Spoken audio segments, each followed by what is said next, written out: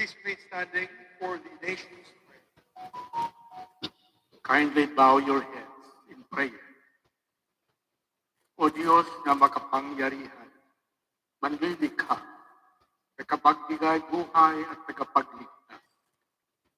Salamat po sa inyong paggabay sa buong sandiigan, lalo na sa pagkalinga sa sangkatauhan mula sa dumating na pandemya. Maraming salamat sa mga pagbibiyayang patuloy ninyong ibinibigay sa aming minamahal na bayang Pilipinas. Bismillahirrahmanirrahim. Allahumma barik lana hadha al-ijtima'. Sa pagtitipong ito, kasihan niyo po kami ng inyong banal na diwa at liwanag upang ang gawin ito ay magbunga ng ginhawa at kasiyahan sa pang-araw-araw na gawin ito. Araw-araw na buhay na sambayanan. Salamat po sa muling pagsigla ng aming ekonomiya sa pag-unlad ng agrikultura at turismo, pag-inap ng education at pagkalahatan pag-aga ng ibang sektor ng serbisyo, production at pangangalakal na nagbibigay sa amin ng pagkain at kabuhayan. Rabbana atina fid dunya hasanatan wa fil akhirati hasanatan wa qina adhaban nar. Walhamdulillahi rabbil alamin. Salamat po sa matibay na bigkis ng aming pamilya at lipunan. Nakalakip ng kaloob niyong matibay na pananampalataya sa inyo. At ang aming pananalig sa pamahalaan ay sama-samang bumuo ng aming matibay na pundasyon bilang isang bayan. Ang pamilya, pamahalaan, at pananalig namin sa inyo, Ama, ang siya rin naming sandigan, kandungan, at bukal ng lakas sa pagharap at pananagumpay sa maraming hamon ng buhay. Salamat po sa pag-iral ng kapayapaan at kaayusan sa gitna at sa kabila ng iba't ibang pananaw, sa marugdog at pasiglang diskurso ng aming demokrasya. Tulungan niyo po kami upang makamit ang mas malalim, matibay, malawak na kapayapaan sa ikabubuti ng lahat. Akayin niyo po kami sa pagpapaunlad panglalo ng ekonomiya upang makarating ang mas maraming biyaya sa bawat tahanang Pilipino. Kalakip nito, bigyan niyo rin po kami ng dulong at pagkakaisa sa pagharap at pangangasiwa ng hamon ng climate change.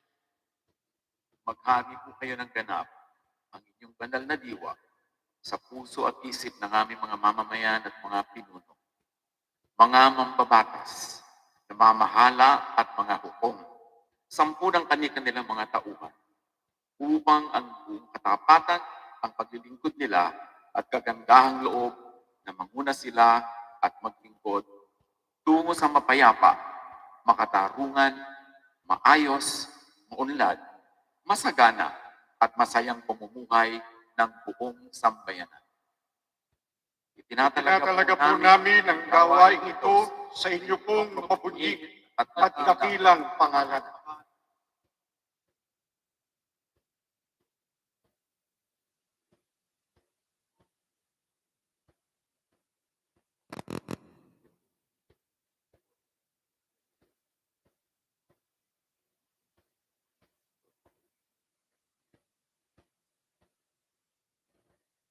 Ladies and gentlemen, honorable members of Congress of the Philippines, His Excellency Ferdinand Romualdez Marcos Jr., President of the Republic of the Philippines.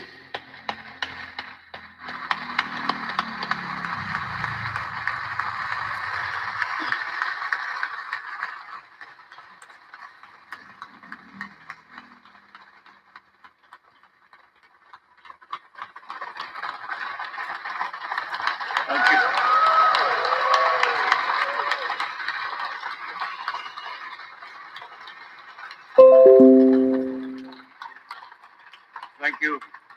Thank you very much.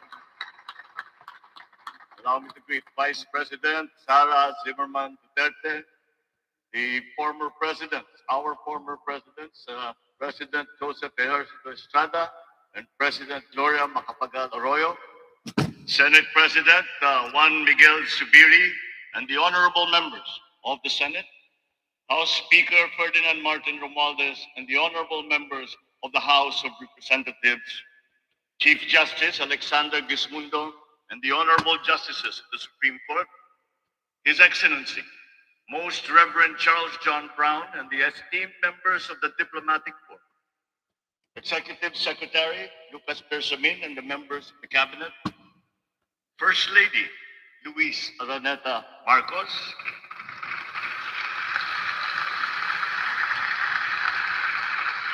former First Lady Imelda Romualdez Marcos,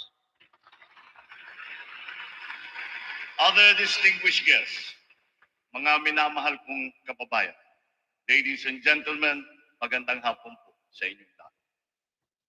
1 year ago today, I stood here before you, setting forth the plans that we have to improve our economy, bring jobs to our people, improve the ease of doing business, recalibrate our educational system to adapt to the new economy, lower and rationalize energy costs, boost agricultural production, enhance healthcare, and continue social programs for the poor and the vulnerable.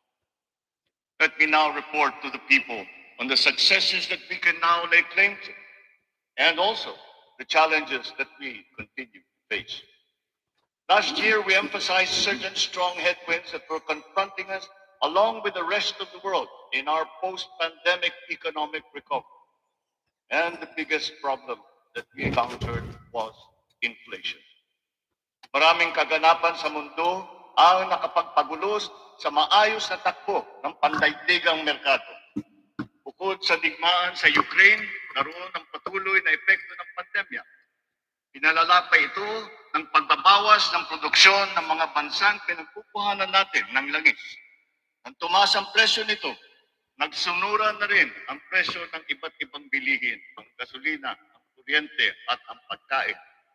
Ramdam sa buong daigdig, pati na sa Pilipinas, ang naging pagtaas ng mga presyo ng bilihin noong mga nakalipas na buwan. Sinuri nating mabuti ang sitwasyon. Sa tulong ng ating mga ekonomista, nakapagpalangkas tayo ng mga polisiya na magsisilbing pundasyon ng ating ekonomiya sa mga susunod na taon. Ito ay nakasaad sa ating medium-term fiscal framework na sinuportahan ninyo sa Kongreso. Kasabay nito ang paglulunsad ng mga estratehiya na mapalakas sa kakayahan ng ating mga kababayan at mga sektor ng ating ekonomiya. Nakakita po tayo ng magagandang resulta. While the global prospects were bleak, our economy posted a 7.6% growth in 2022, our highest growth rate in 46 years.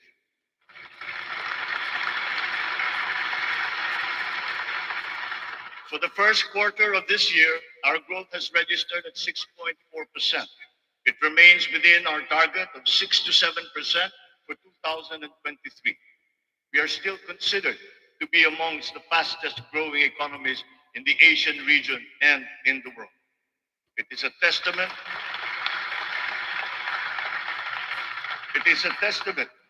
to our strong macroeconomic fundamentals. Our financial system, the nerve center of our economy, remains strong and stable. Banks, the transmission arms of our monetary policy, have strong capital and liquidity positions. Stimulated by the relaxation of pandemic restrictions, transactions once again have flourished alongside the booming e-commerce that was undeterred by the pandemic in 2020. The digital economy contributed 2 trillion pesos, the equivalent of 9.4% of our GDP. The economy is revived and rejuvenated, backstopped by a favorable enabling environment and the strong rule of law. Baka makapiright tayo This year, mga palangga. The World Bank projects a 6% overall growth rate, Shout out po kay Ma'am Braveheart, Amor Grande, It is anchored on strong local Jenny demand. Munda. Magandang hapon. Ito na po, pasensya na. Ayaw kong kasi bakit?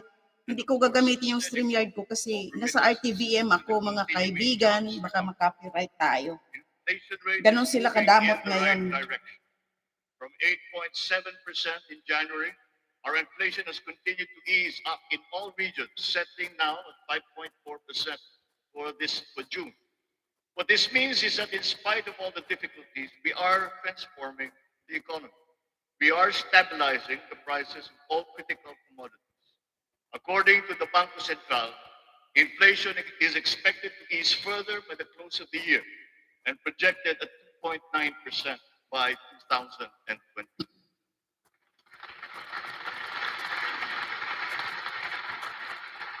On matters of the economy, there are many things over which we have no control. But over those where we do have control, we are doing everything we can. Puspusan ang ating ginagawa upang pataasin ang produksyon ng ating ekonomiya. Pinapalago natin ang mga industriya. Dinadagdagan natin ang mga infrastruktura upang mas mapabilis ang daloy ng mga produkto at ng serbisyo. Higit sa lahat, pinapalakas natin ang kakayahan ng mga mamamayan upang mapaganda nila ang kanilang pamumuhay. Ito ang punot dulo ng ating Philippine Development Plan. Investments in public infrastructure and in the capacity of our people through food, education, health, jobs, and social protection remain our top priority. For this year, economic and social services were allocated almost 70% of the national budget. Higher revenue collections will be critical in our bid to bolster public investments.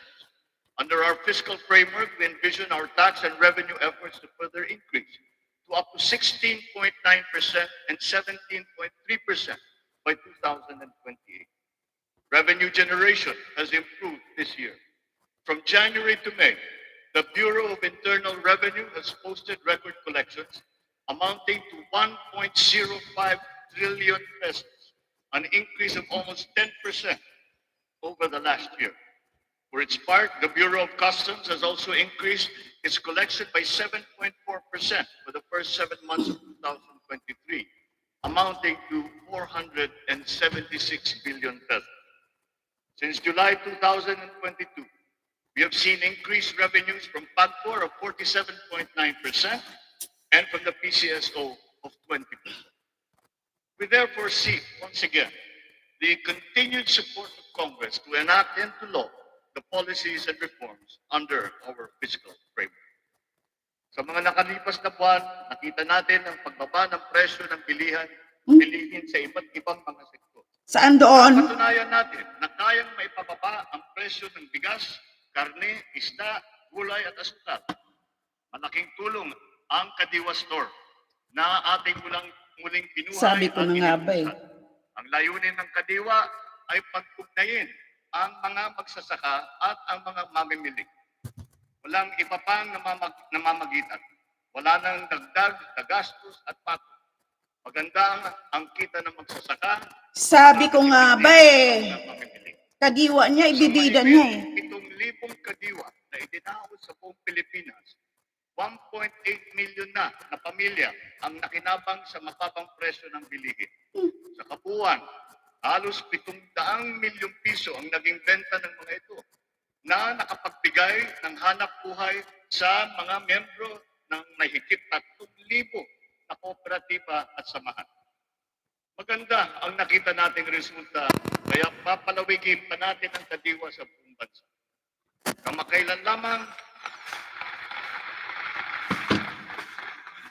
Kamakailan lamang ay nagsanib puwersa na ang mga ahensya ng pamahalaan upang lalo pang patibayin ang Kadiwa.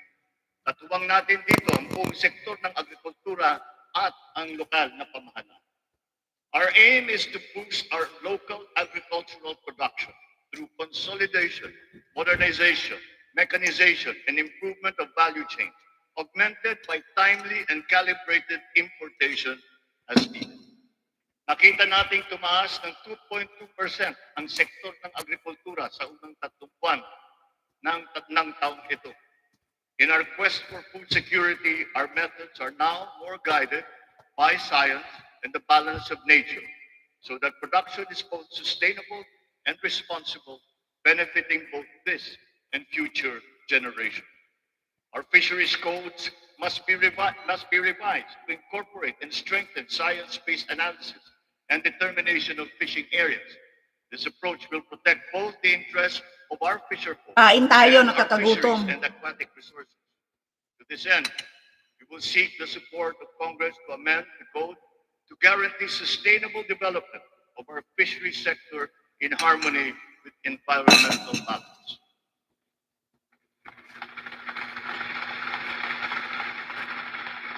Ipinagbubuklod natin ang mga magsasaka sa pamamagitan ng farm and fisheries clustering at mga livestock multiplier farms. 300 cluster na ang ating natutunan na binubuo ng halos 700 kooperatiba at may lawak na mahigit na 200,000 hektarya ng bukirin.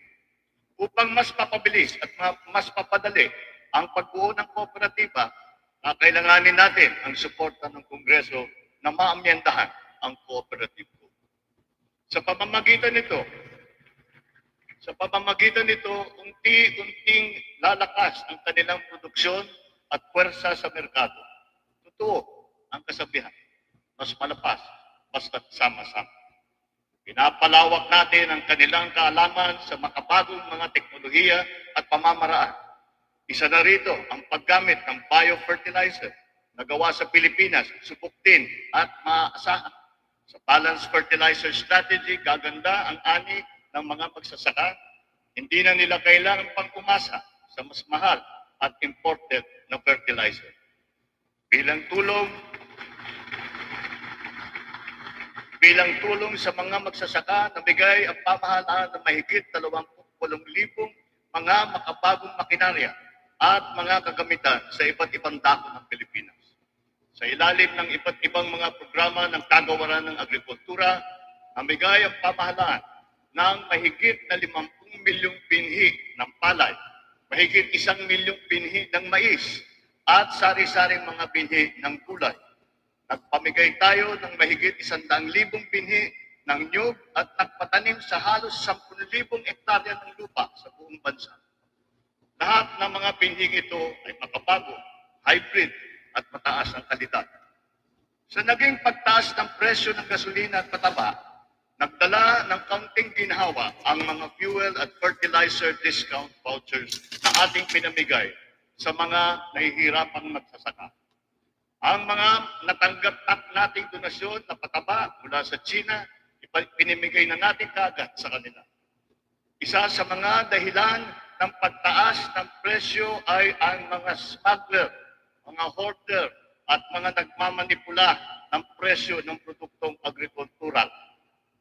Hinahabol at ihaabla natin sila.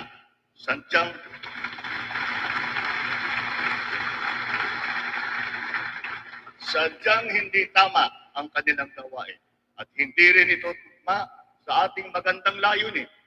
Pandaraya ang kanilang ginagawa. Napapahamak hindi lamang ang mga magsasaka, kundi tayo rin mga mamimili. Kaya hindi natin papayagan ang ganitong talakaran. Bilang na ang mga araw ng mga smuggler at hoarder na yan.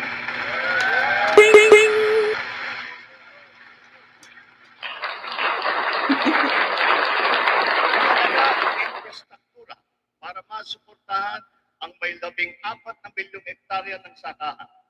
Inayos natin ang geo-agri-map ng mga farm-to-market roads ng buong bansa upang maitutong mabuti ang mga sakahan sa mga pamilihan. Alinsunod dito, karagdagang 600 kilometro ng mga FMR ang ating nilatag sa iba't ibang panig ng bansa. Binigyan din natin ng patubig ang mahigit na 49,000 hektarya ng bukirin sa buong Pilipinas. Nagpagawa tayo ng halos 4,000 mga karagdagang fabrication lab, production at cold storage facility na magagamit ng lahat. Sa tulong ng Kongreso, nakapagpatayo tayo ng 24 na multi-species hatcheries upang maparami ang produksyon ng mga isda. Nakabantay tayo sa anumang banta ng mga sakit at peste na maaaring dumapo sa mga pananim at alagang hayop. Malapit na tayong magkaroon ng mga epektibong gamot at bakuna laban sa mga ito.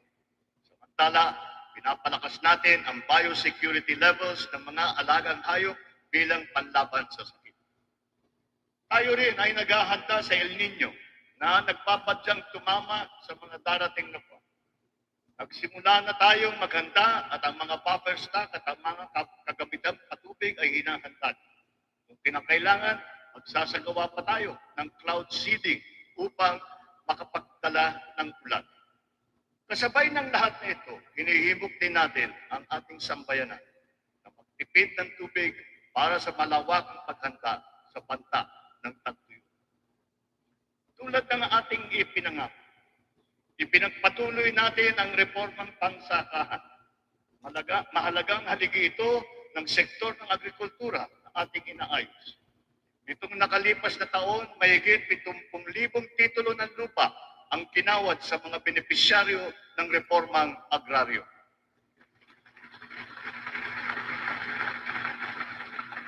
Tamang-tama ang ating pagpapatigil ng mga bayarin ng mga benepisyaryo sa ilalim ng ating nilagdaan EO number 4. Isang taon mula nung aking unang Sona na isapatas na ang bagong Agrarian Emancipation Act.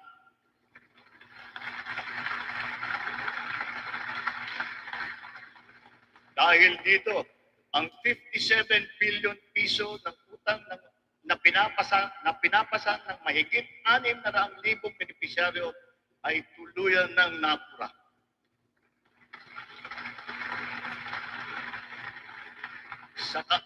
Sa ngalan ng mga magsasakang ito at ang kanilang mga pamilya, maraming salamat ulit sa ating mga mambabatas.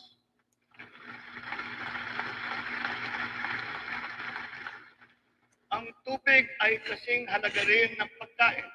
Kailangan natin tiyakin na may sapat at malinis na tubig para sa lahat at sa mga susunod na salindahin.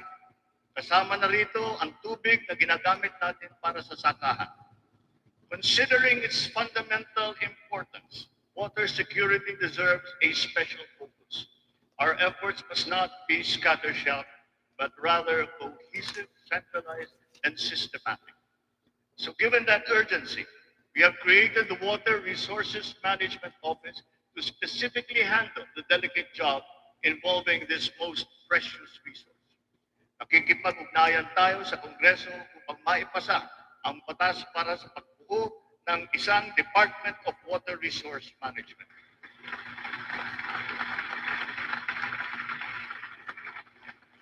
This year, we have allocated 14.6 billion pesos for water supply projects, which will benefit communities all over the country. Recently, the water supply of NCR and Rizal received a significant boost from the first phase of the Wawa Bulk Water Supply Project.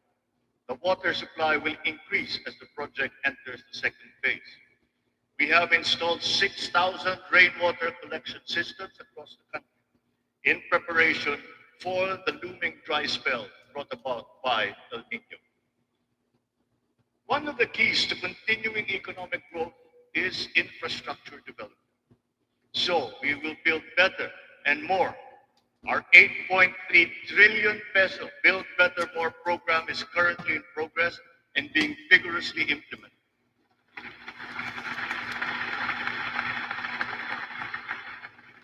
Ang buong bansa ay makikinabang sa 174 na proyekto sa ilalim ng programang ito. Hindi lamang natin pinapagpatuloy ang mga nasimulan ng mga proyekto, lalo pa natin pinapalawak. Kaya naman, ang 123 proyekto dito sa Build Better More program ay bago. The flagship projects cover investments in the areas of physical connectivity, water resources, agriculture, health, digital connectivity, and energy. Physical connectivity infrastructure, such as roads, bridges, seaports, airports, mass transport, account for 83% of this program. Our infrastructure spending will stay at 5 to 6% of our GDP.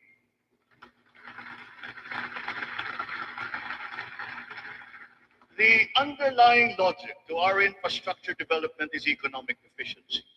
We are opening up all gateways to mobilize goods and services at less cost and in less time, and ultimately to drive the economy forward. Our road network plans must link not only our three major islands, but all prospective sites of economic development. The 1,200-kilometer Luzon Spine Expressway Networks program will effectively connect Ilocos to Bicol from 20 hours to just 9 hours of travel.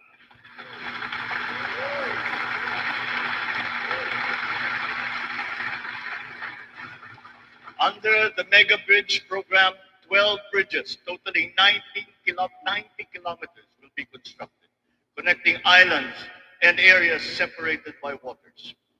The program notably includes the Bataan-Cavite Interlink Bridge and the Panay-Guimaras-Negros Island bridges, each spanning 32 kilometers, and also the Samal Island Davao City Connector Bridge.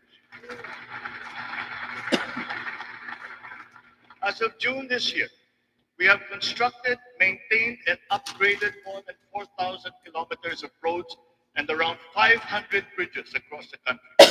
Crucial airport and port development projects across the country have also been completed, including Cebu Piers, 88 Smart Port, and the new passenger terminal buildings of Clark Airport and the Port of Calapan.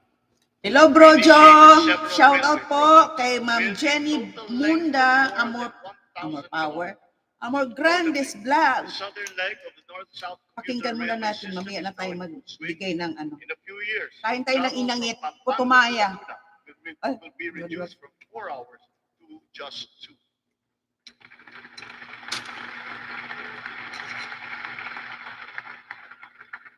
Intermodal connectivity will also be a primary consideration.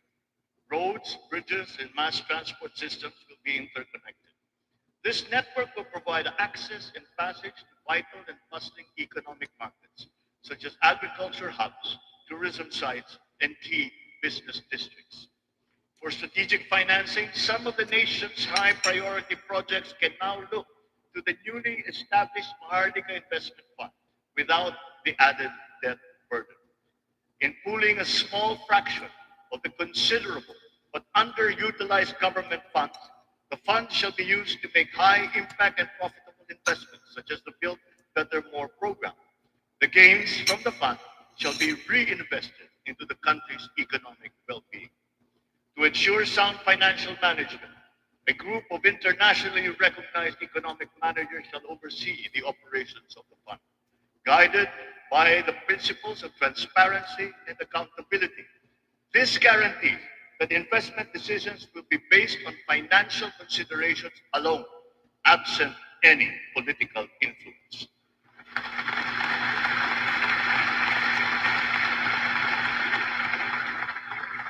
The funds for the social security and public health insurance of our people shall remain intact and separate. Owing to favorable market conditions, the price of crude oil has stabilized. Since last year, gasoline and diesel prices have gone down by 18 to 29% respectively. We have built 8 new additional power plants. This brings to 17 the total number of power generation facilities that have been switched on across the country since last year, substantially increasing our energy production by 1,174 megawatts.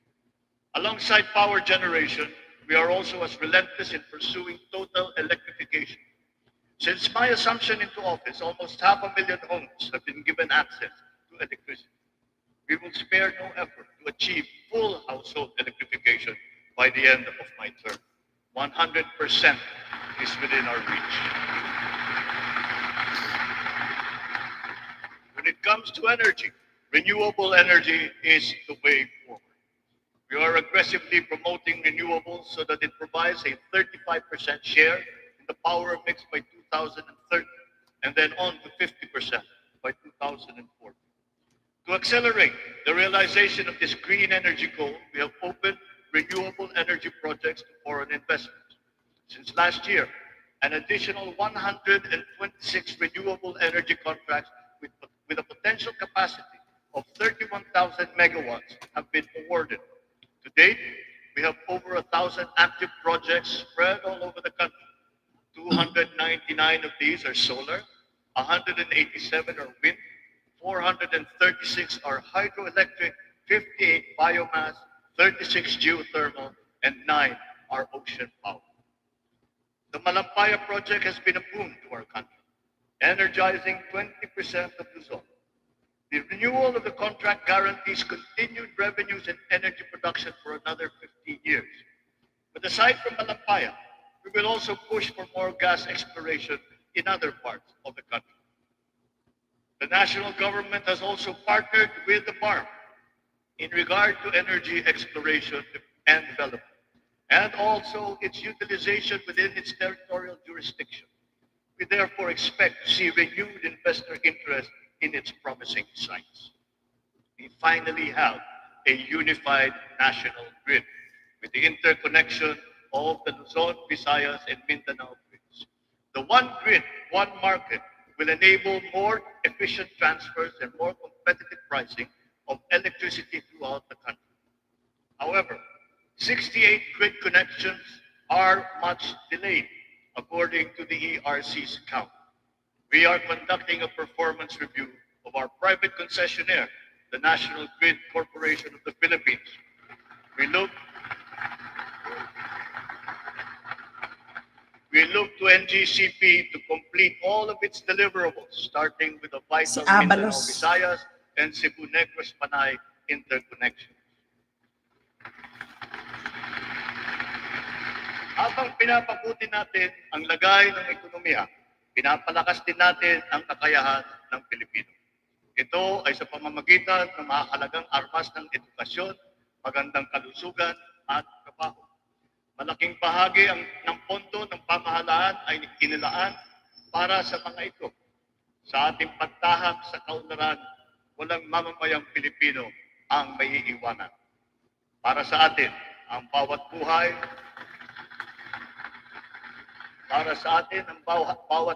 ay mahalaga.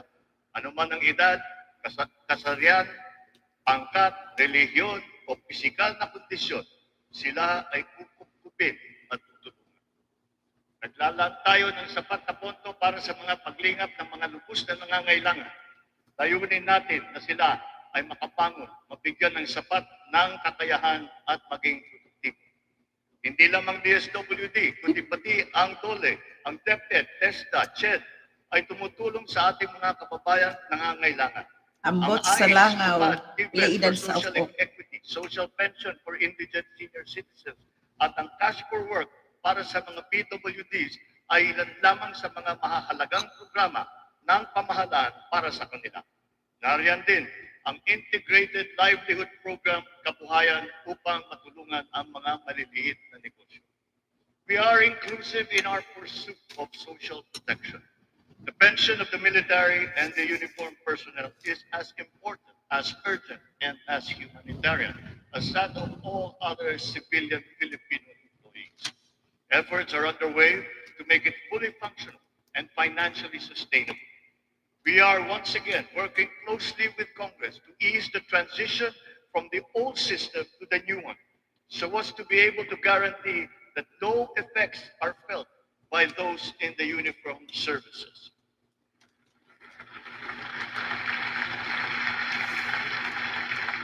Nagsisimula ang lahat sa edukasyon. Ito ay para palakasin ang isip at kakayahan ng bawat Pilipino. Ang ating puting Vice Presidente, nakalihim din ng kagawaran ng edukasyon, ay tumutulong upang tiyakin na ang bawat batang Pilipino ay mabibigyan ng nararapat at kalidad na edukasyon.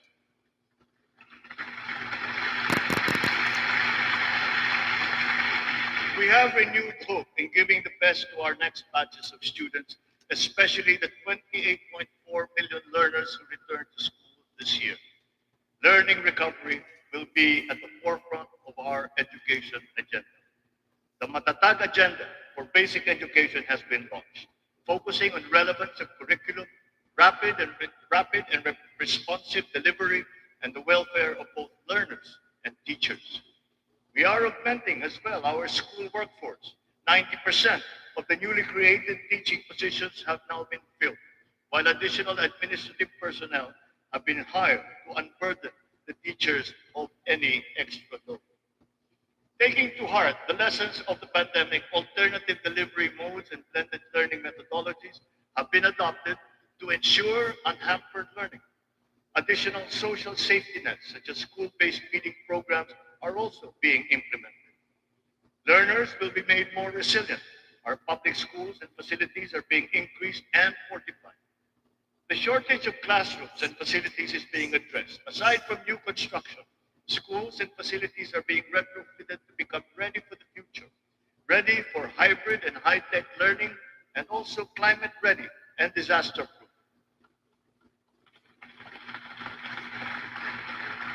Through the DepEd Partnership Assistance Portal, private sector partners continue their assistance in the rehabilitation and improvement of schools as part of their corporate social responsibility programs. We are recalibrating the K-10 curriculum to ensure that it is always relevant, responsive, and at par with international standards. Literacy and numeracy skills need to be strengthened. The virtue of good citizenship and sense of community are also now integrated into our curriculum. We continue to exhaust all efforts to keep our young people away from the sinister influences in the dark corners of society.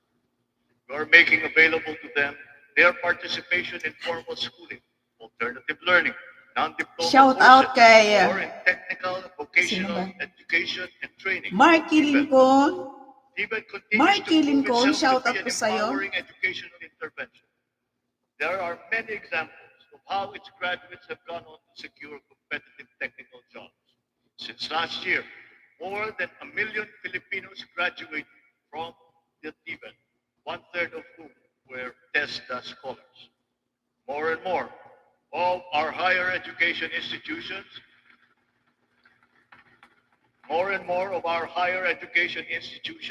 have reached world-class status. This year, 52 Philippine HEIs have been included in the World Universities rankings compared to just 15 last year.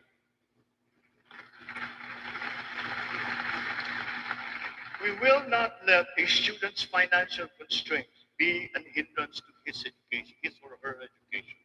We have activated Shout out social po, safety Ma'am nets, such as Sniper. skills development Good training afternoon. and youth employment programs.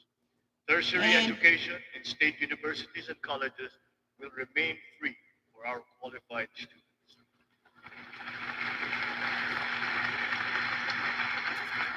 Last year, out of the 4.1 million enrolled college students, almost 50% were beneficiaries of the country's free higher education under the Universal Access to Quality Tertiary Education program. Deserving and talented students without the financial capacity to attend school will not be left behind in this education agenda. A culture of innovation, working hand in glove with a culture of entrepreneurship, must be fostered. This is Philippinovation. Science and technology, especially R&D, will be at its foundation. The DOST leads the development of our capabilities in science, technology, and innovation. Science and technology-related scholarships are made available for the talented and technically gifted students from high school all the way to graduate school. To address the challenge of staying at the cutting edge of technology, 44 renowned Filipino scientists in diverse areas of expertise have returned home under the Balik Scientist Program. They will undertake research in various priority fields and will be supported by upgraded facilities and R&D funding.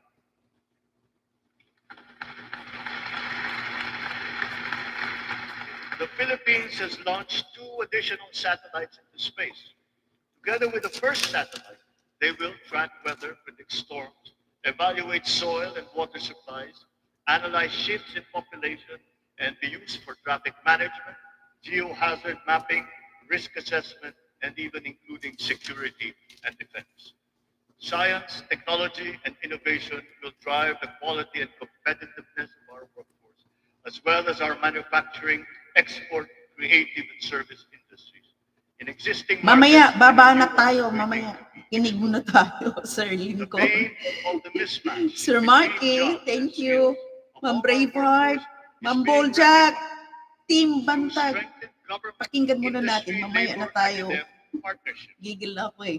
and the continuous Lambutan na ako. reskilling and upskilling training programs that we have put before our workforce. For our seafarers to continue to excel, maritime education in the Philippines has been strengthened. This will progress and solidify our country's position as a global maritime hub through the steady supply of competent Filipino seafarers to foreign merchant marine vessels.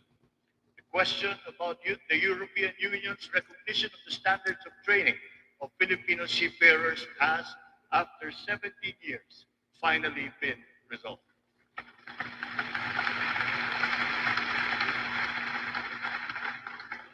This development now effectively maintains the Filipino seafarers' distinct competitive advantage in the global shipping labor market.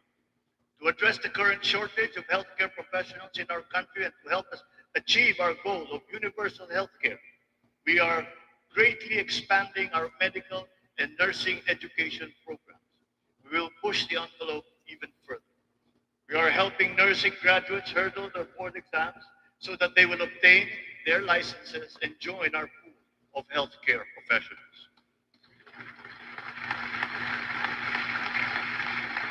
Ang kalusugan ang ikalawang armas para sa lakas ng pangangatawan ng bawat Pilipino. Isinusulong natin muli ang kalusugan ng Pilipino. We are now refocusing our health priorities, applying the lessons learned from the pandemic and addressing the weaknesses that it has exposed. Healthier communities and lifestyle are our advocacy. We have launched convergent programs to address hunger and nutrition-related issues amongst our people, especially the children, like stunting and wasting. Last week, we introduced the pilot food stamp program, which seeks to supply the nutrition needs of the million most food-poor Filipinos. The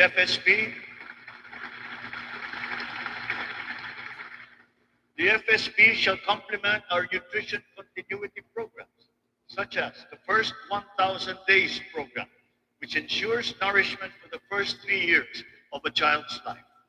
The supplemental feeding program is for our children attending daycare centers. The K-6 program will feed kindergarten to grade 6 public school students who are suffering from wasting and severe malnutrition.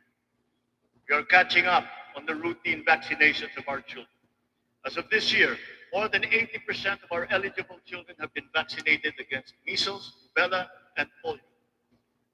Nananawagan ako sa lahat ng mga magulang na kumplituhin ang mga bakuna ng kanilang mga anak at magtungo sa pinakamalapit na health center para sa mga libreng bakuna. The whole of society must exert efforts to suppress the alarming rise of tuberculosis and HIV/AIDS. To stem the tide, the strategic plan is to ensure early diagnosis and treatment and ample testing sites and medications. Our healthcare system is undergoing structural changes. Public health facilities are being increased, both in number and in capability. Last year, more than 3,400 projects were completed to improve capacity for Shout out specialized po kay medical Ma'am treatment. Leonie Hart. Specialty centers in various fields are being established and integrated into our government hospitals. The last year, additional 60 specialty centers have been opened to the public. Just last week, we inspected the site of what will soon be a 5-hectare multi-specialty center in Pampanga, which will specialize in pediatrics, cardiology, kidney, and cancer treatment. Bot. We are working for a more direct, efficient delivery of services through integrated primary care providers and networks in partnerships with the LGUs and our partners in the private sector. These shall, of course, be supported by what is now a better and more efficient PhilHealth. Ang presyo ng mga mahalaga at pangunahing gamot ay bumaba ng humigit kumulang ng 40%. Sniper. Mayroon ding iba na bumaba na hanggang 70%. Aside from the maximum retail price regulation being implemented, strategic VAT exemptions also lowered the prices of 59 essential medications such as those for cancer, diabetes, hypertension, kidney disease, and mental illness. Palapit na tayo. Palapit na ng palapit lumubog. Palapit na tayo sa hangarin na ang lahat ng Pilipino ay makakakuha ng serbisyong pangkalusugan. Sa ngayon, mahigit 93% na ang kasapi sa PhilHealth. Sa pinagandang konsulta package ng PhilHealth, 21 klase ng mga gamot at 13 laboratory service ang ibibigay ng libre. Ngayon, meron na tayong mahigit 2,000 konsulta centers sa buong bansa. Ang bilang na ito ay mas marami ng 35% mula nung nakalipas na taon. Upang mas lalo pang makatulong sa mga pasyente, ang dating 70 libreng dialysis session ay inakyat na natin sa 156.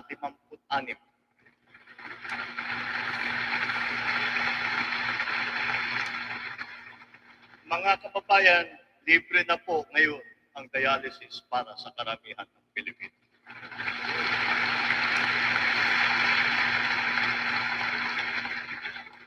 Noong nakalipas na taon, mahigit 3.4 million na Pilipino ang nabigyan ng tulong sa ilalim ng Medical Assistance for Indigent Patients program ng DOH. Tinutugunan natin ngayon ang ating kakulangan sa mga doktor at mga nurse sa pamamagitan ng mga reforma sa edukasyon, patuloy na pagsasanay at paniniguro sa kanilang kapakanan. Naglagay po tayo ng doktor sa halos 200 munisipyo sa bansa. Lalagyan natin din ng doktor ang natitirang 19 na bayan na wala pang doktor. Upang masuklian naman natin ang naging sakripisyo ng ating mga health workers sa pribado at pampubliko ng mga ospital noong nakaraang pandemya, ipapamahagi na sa kanila ang kanilang COVID Health Emergency Allowance at iba pang mga nabimbing benepisyo.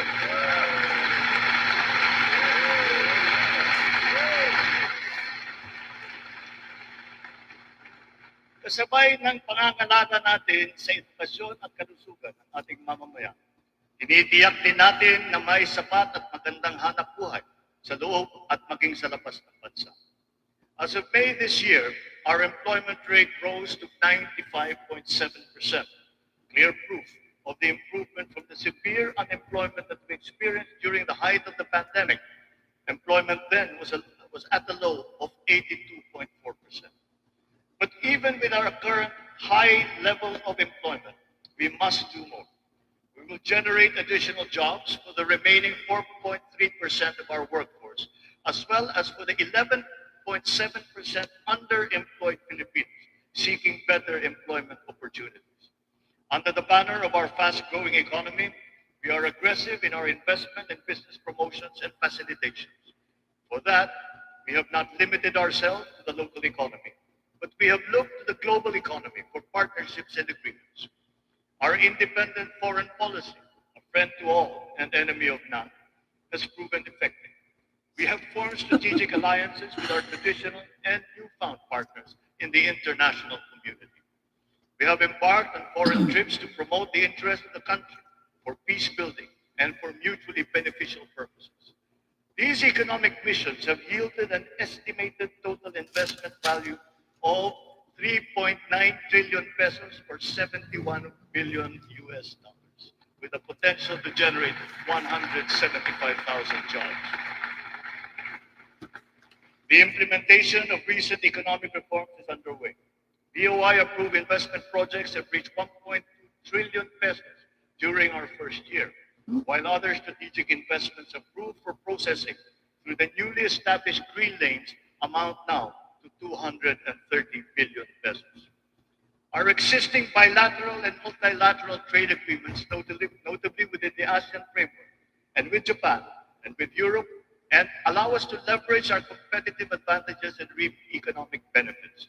We will continue to forge more of these international partnerships that will lead to a more balanced trade strategy and a healthier economic position.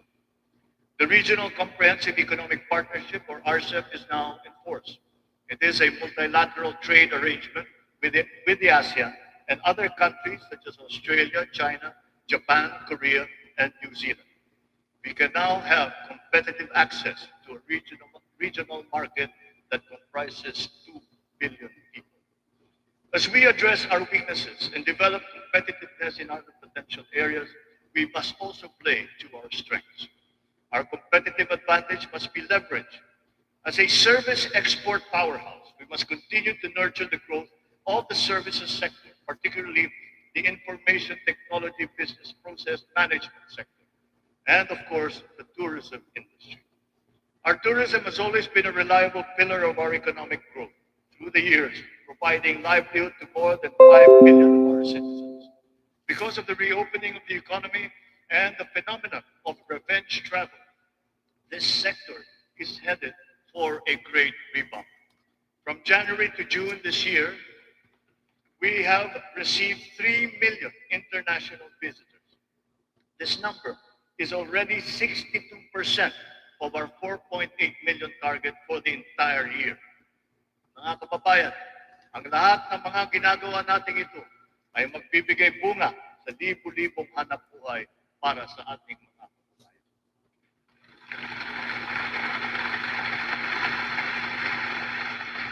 To create these investment opportunities, we must ensure that an enabling business environment is in place, that there is peace and order, and that the rule of law governs. We will solidify our country's reputation as an attractive and reliable investment destination. Building on institutional reforms of recent years, we have created green lanes for strategic investments and expedited the business processes in various sectors and investment modalities. A progressive and rationalized system of taxation is a component of the ease of doing business. The CREATE law has made our corporate tax and incentive schemes equitable and business-friendly. There are more structural tax reforms that must be introduced to allow us to reach our socio-economic targets. Digitalization is the call of today, not the call of the future, not the call of the future, but of the present. It is here, it is needed, and it is needed today. Government must fully embrace digitalization to provide better service to the people through its vital frontline services and its back-end functions. Digitalization will support the government's data-driven and science-based planning and decision-making. It is the greatest, most powerful tool, not just to improve the ease of doing business, but also against many forms of graft and corruption. Data shows that digitalization, in conjunction with government streamlining efforts, has significantly boosted efficiency. Notable examples are in the areas of government payments, company and business registration, issuance of permits and licenses, loan applications, and revenue collection. All our digitalization efforts will be linked to our payment systems, whose digital transformation has been accelerating at a remarkable rate. Digital payments accounted for 42% of the total retail payments made in 2022, whether by businesses or individuals or by the government. Its high trajectory is now well positioned to achieve Bangko Sentral's target of 50% of total retail payments by this year. The eGov PH app has also been launched. As envisioned, all key government services are to be integrated into the single and centralized mobile app for the convenience of the general public. The national ID system will be at the core of this digitally transformed network of government services. It will fundamentally change the lives of each Filipino. At 87% total registration, we are now closer to establishing a complete, accurate, and reliable digital database of our own for the entire population.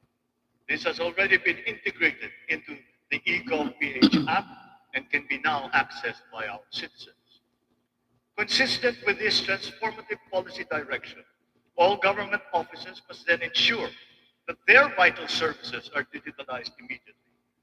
In response to this call, the Department of Migrant Workers launched last week the Department of Migrant Workers Mobile to make the journey of our overseas Filipino workers easier. Because of system upgrades, our internet speed has improved. As of June of this year, our fixed broadband speed ranks 47th amongst 180 countries. This ranking is 11th place higher than it was last year. Ay, nako. Ewan ko na lang kung anong Mobile pinagsasabi internet nito. speed is now ranked at 83 out of 142 countries, which is 8 places higher than it was last year. There will be more improvements as our internet infrastructure undergoes further upgrades. Earlier this year, Starlink went live in the Philippines, now providing high-speed satellite broadband connectivity. Our national fiber backbone and broadband ng MASA projects will also deliver high connectivity and high-speed internet. We are prioritizing geographically isolated and disadvantaged areas. The DICT has been directed to consolidate all these digitalized government services into the eGov.ph app, to establish the National Government Portal and the Philippine Business Data Bank to improve the internet speed in our country. Internet With our e-commerce speed. roadmap firmly in place, we are poised to take this digitalization drive further and beyond, utilizing e-commerce to take full advantage of new technologies. The first bill that I signed into law was the SIM Registration Act, because we are mindful of the risks and vulnerabilities that can lead to negative consequences. Digital users and consumers shall be protected from identity theft, phishing, other online scams through essential systems and safeguards, such as cybersecurity, data privacy, consumer complaint mechanisms, and financial literacy campaigns. The training is necessary to ease the transition of those whose jobs would be affected by the shift to digitalization are also now being included in the curriculum and programs offered by TESTA, DICT, and other agencies of government. It is our wish that one day foreign employment will be driven by choice, not by necessity. It remains a noble calling that our OFWs have answered, requiring great sacrifice from them, their families, and their communities.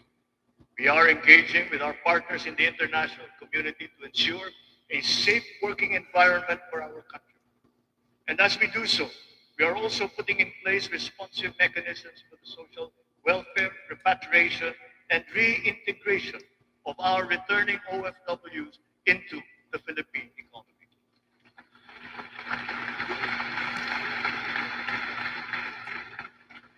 As the world economy reopens, we are witnessing a rise in overseas Filipino deployment. In 2022, the number has increased by 62%. OFWs continue to send in historically high remittances, solidifying their role in our transformative economic growth. In 2022, our OFWs contributed $32.5 billion, or roughly 1.8 trillion pesos, to our economy. Several countries have also signified interest to explore bilateral labor cooperation with the Philippines in the areas of healthcare, tourism, hospitality, engineering, construction, and information technology. Recently, we signed agreements with Singapore, Austria, and the province of Alberta in Canada. Our priority is to ensure that the principles of ethical recruitment, fair employment, and the safe and orderly migration of our people are embodied in our agreements with other countries. For example, the deployment issue in the Kingdom of Saudi Arabia has now been resolved. And as of today, 70,000 of our OFWs have already been deployed to Saudi Arabia for employment.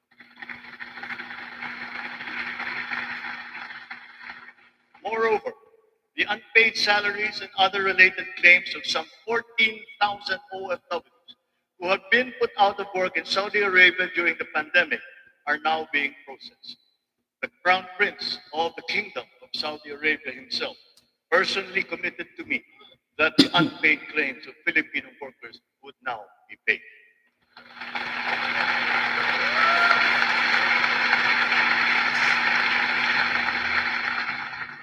continued employment of some 50,000 workers and the deployment of many more Filipino seafarers aboard EU vessels has also been assured. The lesson for us is that our education and skills training must always be attuned to the high, exacting, and constantly evolving global standards. Sa pagsusumikap ng mga mamamayan, walang hindi kakayanin.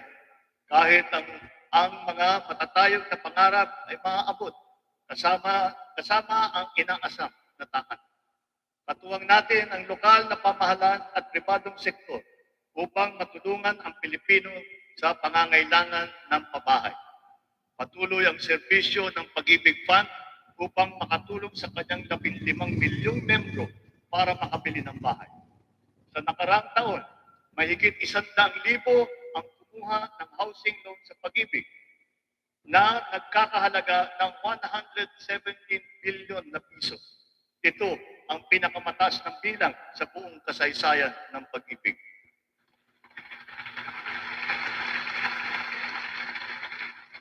Itong nakalipas na taon, mahigit 148,000 na kabahayan at mahigit 30,000 mga Certificate of Eligibility of Lot Award ang naipamahagi sa Luzon, sa Visayas at sa Mindanao sa ilalim ng sari-saring mga programang pabahay ng pamahalaan. Mahigit 35,000 residential free patent at agricultural patent titles naman ang naibigay sa mga benepisyaryo nito sa buong bansa. Hindi pa dito natatapos. Papalawigin pa natin ang ating programa sa abot-kayang pabahay, lalo na para sa mga mahihirap nating kababayan. Itong nakalipas na taon, inilunsad natin ang pambansang pabahay para sa Filipino Housing Program o 4PH. Nagkaroon na tayo ng groundbreaking sa 25 lugar sa iba't ibang bahagi ng bansa. Nagpirmahan na rin ng kasunduan upang simulan ang mga proyekto sa mahigit 100 lokasyon.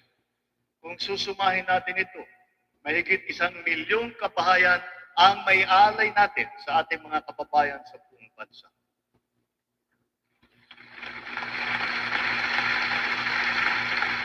The building blocks of progressive, livable, and sustainable communities will never be complete without appropriate and responsible action to mitigate and to adapt to the effects of climate change.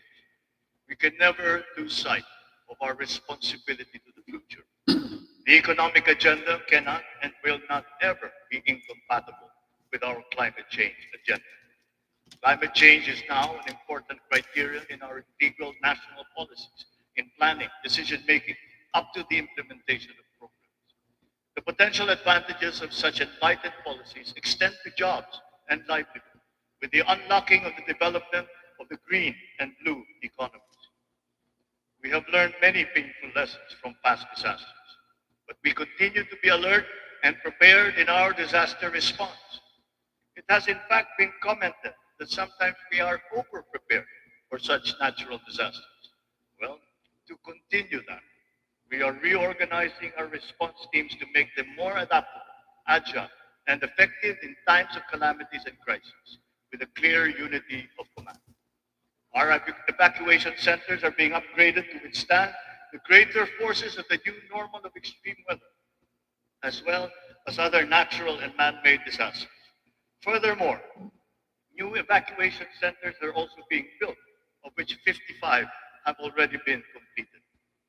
We remain committed to global decarbonization goals and the reduction of our carbon footprint. We preserve and protect the treasure that is our forests. Their value to the environment, to the ecology, and the economy is incalculable. We have adopted the concept of the circular economy, using nature as our model. The aim is to keep raw materials in a closed loop. In our world with scarce resources, the circular economy allows us to fully use these resources, minimize waste, and reduce the need for new resources, just as it is in nature.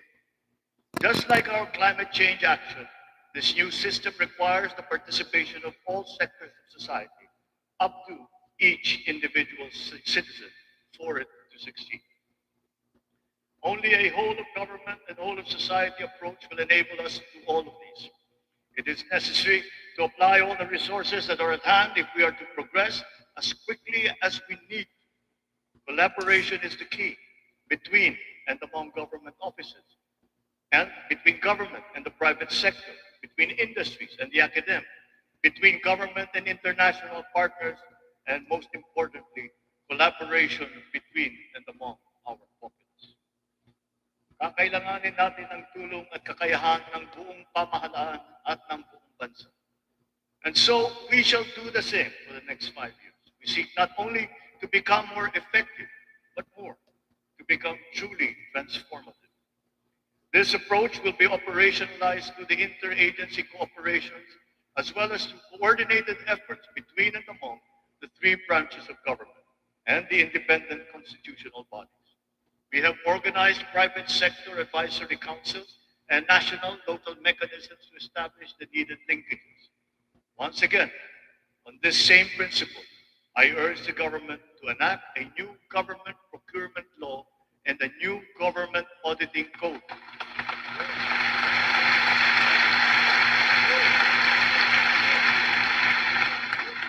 This to make government procurement and auditing more attuned to these changing times.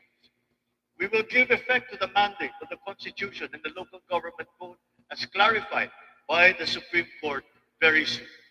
Almost all the required devolution transition plans of the LGUs are done. To fully prepare them for optimal devolution, the necessary technical and financial assistance is being extended to our local governments. In everything that we do, the enduring Filipino quality of bayanihan will still be our guide.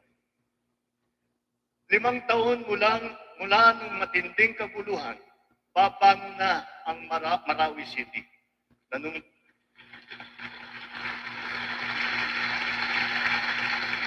Nanunumbalik na ang sigla sa pamayanan, maraming proyekto ang nakumpleto at mga infrastrukturang na itatayo.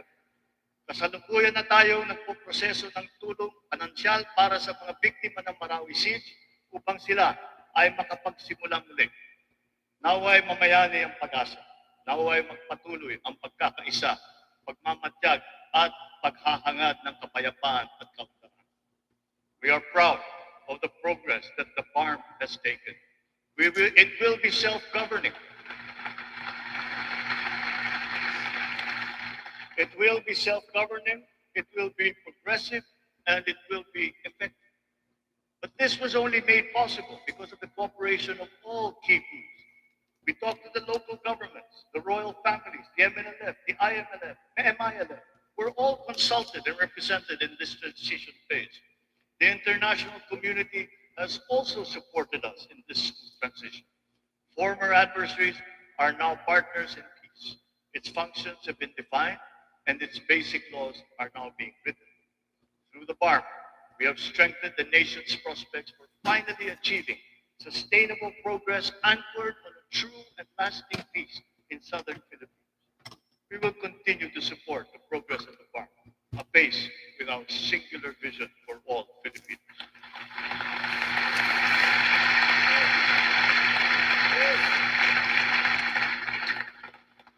A strong and stable rule of law will strengthen the foundation of our transformation. Our police and armed forces are being strengthened and modernized to be more effective in maintaining peace and order and in defending our sovereignty. We fully support the judiciary's efforts to improve the justice system and to protect constitutional rights. The campaign against illegal drugs continues, but it has taken on a new face.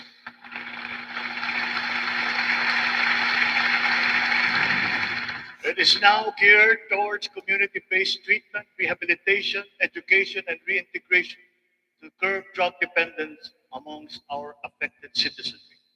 Last year, we launched the Buhay Ingatan, Droga Ayawan, or BIDA program and established an additional 102 Balay Silangan Reformation Centers nationwide.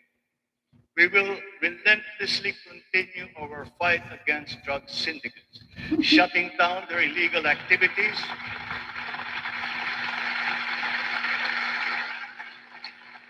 we will shut down their activities and dismantle their network of operations. Unscrupulous law enforcers and others involved in the highly nefarious drug trade have been exposed, I will be accepting their resignations.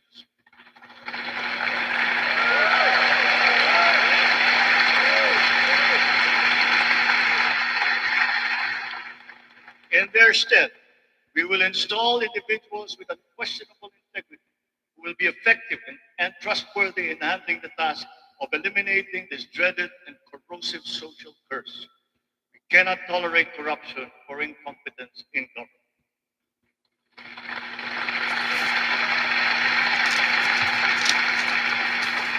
For almost half a century, some of our fellow Filipinos have taken to arms to make their views known and felt.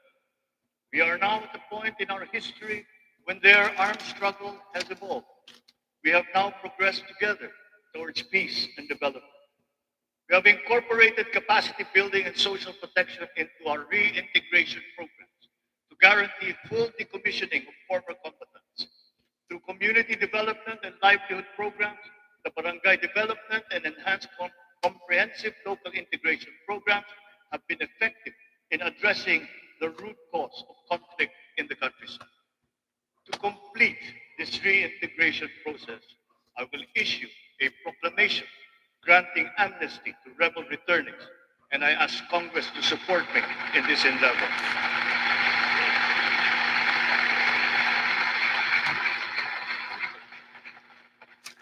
Our journey to progress requires not only unity and social cohesion amongst our people. It is also imperative that our nation remains intact and inviolable, our sovereignty preserved. We will protect our sovereign rights and preserve our territorial integrity in defense of a rules-based international order.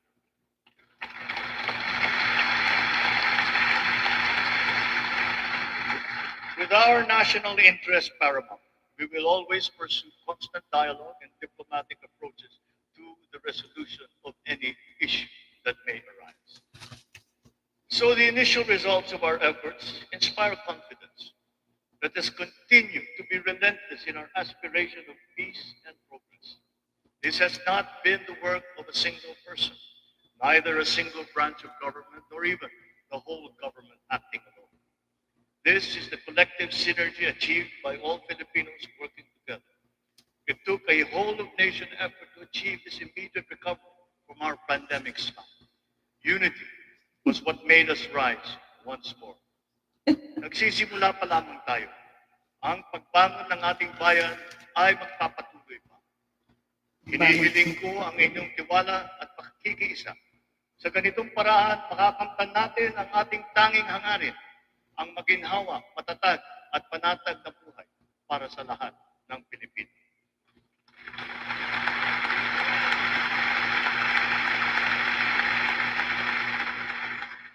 Makikipagtulungan tayo ng mabuti sa Kongreso para sa mga mahalagang batas na kinakailangan para sa ating tuloy-tuloy na pag-away. And once again, I appeal to Congress for its support for the following priority legislations. The essential tax measures under our medium-term fiscal framework, such as excise tax on single-use plastics, VAT on digital services, rationalization of mining fiscal regime, motor vehicle users charge, road users tax, the military and uniform personnel pension, amendment of the Fisheries Code, amendment of the Anti-Agricultural Smuggling Act, amendment of the Cooperative Code, new government procurement law, new government auditing code, anti-financial account scamming, the Tatak Pinoy law, the Blue Economy law, ease of paying taxes, LGU income classification, and the Philippine Immigration Act. In the past year, it has been a source of great hope and optimism to me to now know that there is an enormous pool of highly competent and dedicated workers serving in our government. It is up to us to provide good leadership and guidance. They love the Philippines and have responded to our call.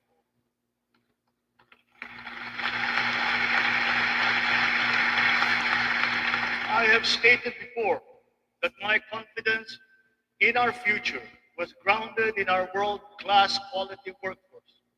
be they the farmers in the field, corporate giants, government officials, school teachers, health workers, or employees. That confidence has been further buoyed by the demonstration of love for the Philippines. Every Filipino has unanimously risen to the challenge that we have made to them to be part of our nation's future. Handa silang maghandog ng tulong dahil mahal nila ang kanilang kapwa Pilipino at mahal na mahal nila ang Pilipinas. And thus, with this in my heart, I know that the state of the nation is sound and is improving. Dumating na po ang bagong Pilipinas. Maraming salamat po.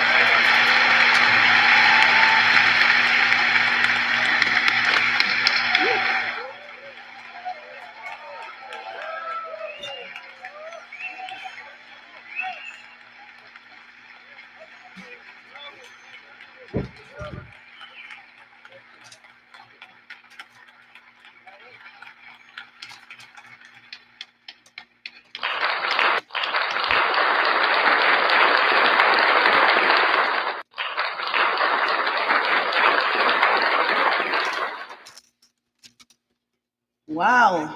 Bravo! Bravo! Mr. Pbbm. Ay, naku po. Asan na yon? On the part of the Senate, the joint session is adjourned. On the part of the House of Representatives, the joint session is adjourned.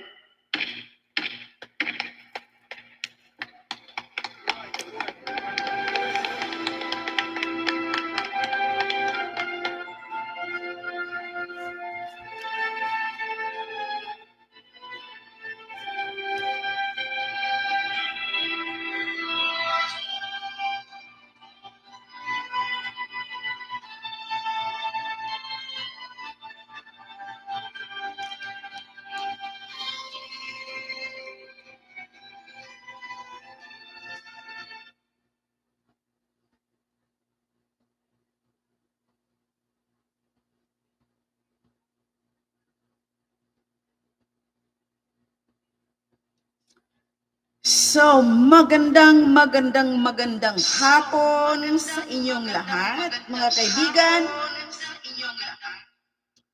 Kumusta po ang lahat? So, mga kaibigan, shoutout muna tayo sa ating mga viewers. Ma'am Braveheart, Sisi Braveheart, Amor Grandis Vlog, shoutout po sa inyo. Ma'am Jenny Munda, shoutout po. John Marker, Jenny Munda. Brojo Moto Vlog. Sino to? Si ano to? Si Kamote Moto to? Kamote Moto, Brojo Moto Vlog. Shoutout po sa iyo. Brojo. Siya pala to. Ano ba yan? Ma'am Sniper. Shoutout po sa iyo, ma'am. Mark Lincoln. Ay, shoutout po. Bulljack. Shoutout po. Leonie Hart, shoutout po sa iyo. Ay, naku po. Natatawa ako sa mga comment niyo, guys. Ang gagaling mag-comment ninyo.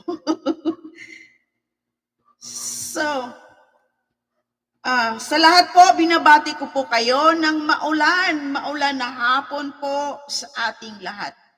So, mga kababayan, mga kaibigan, sa aking mga katimbantag dyan, satisfied ba kayo sa naging Sona nitong nikuting ng Norte? Ay, ang ganda ng mga comment ninyo.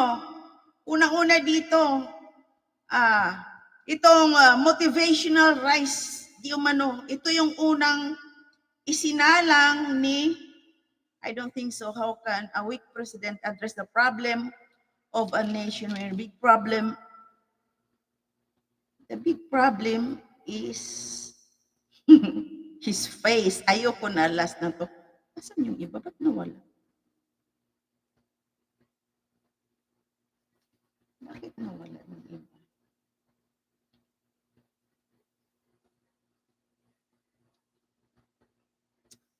So basahin ko muna ang inyong mga comment, guys. Comment dito ni Ma'am Sniper ay tumutubo na daw ang kanyang kaliskis kapag naririnig niya ang boses ni Kuting ng Norte. Ay, naku, asan na ba yun? Bakit nawawala sila?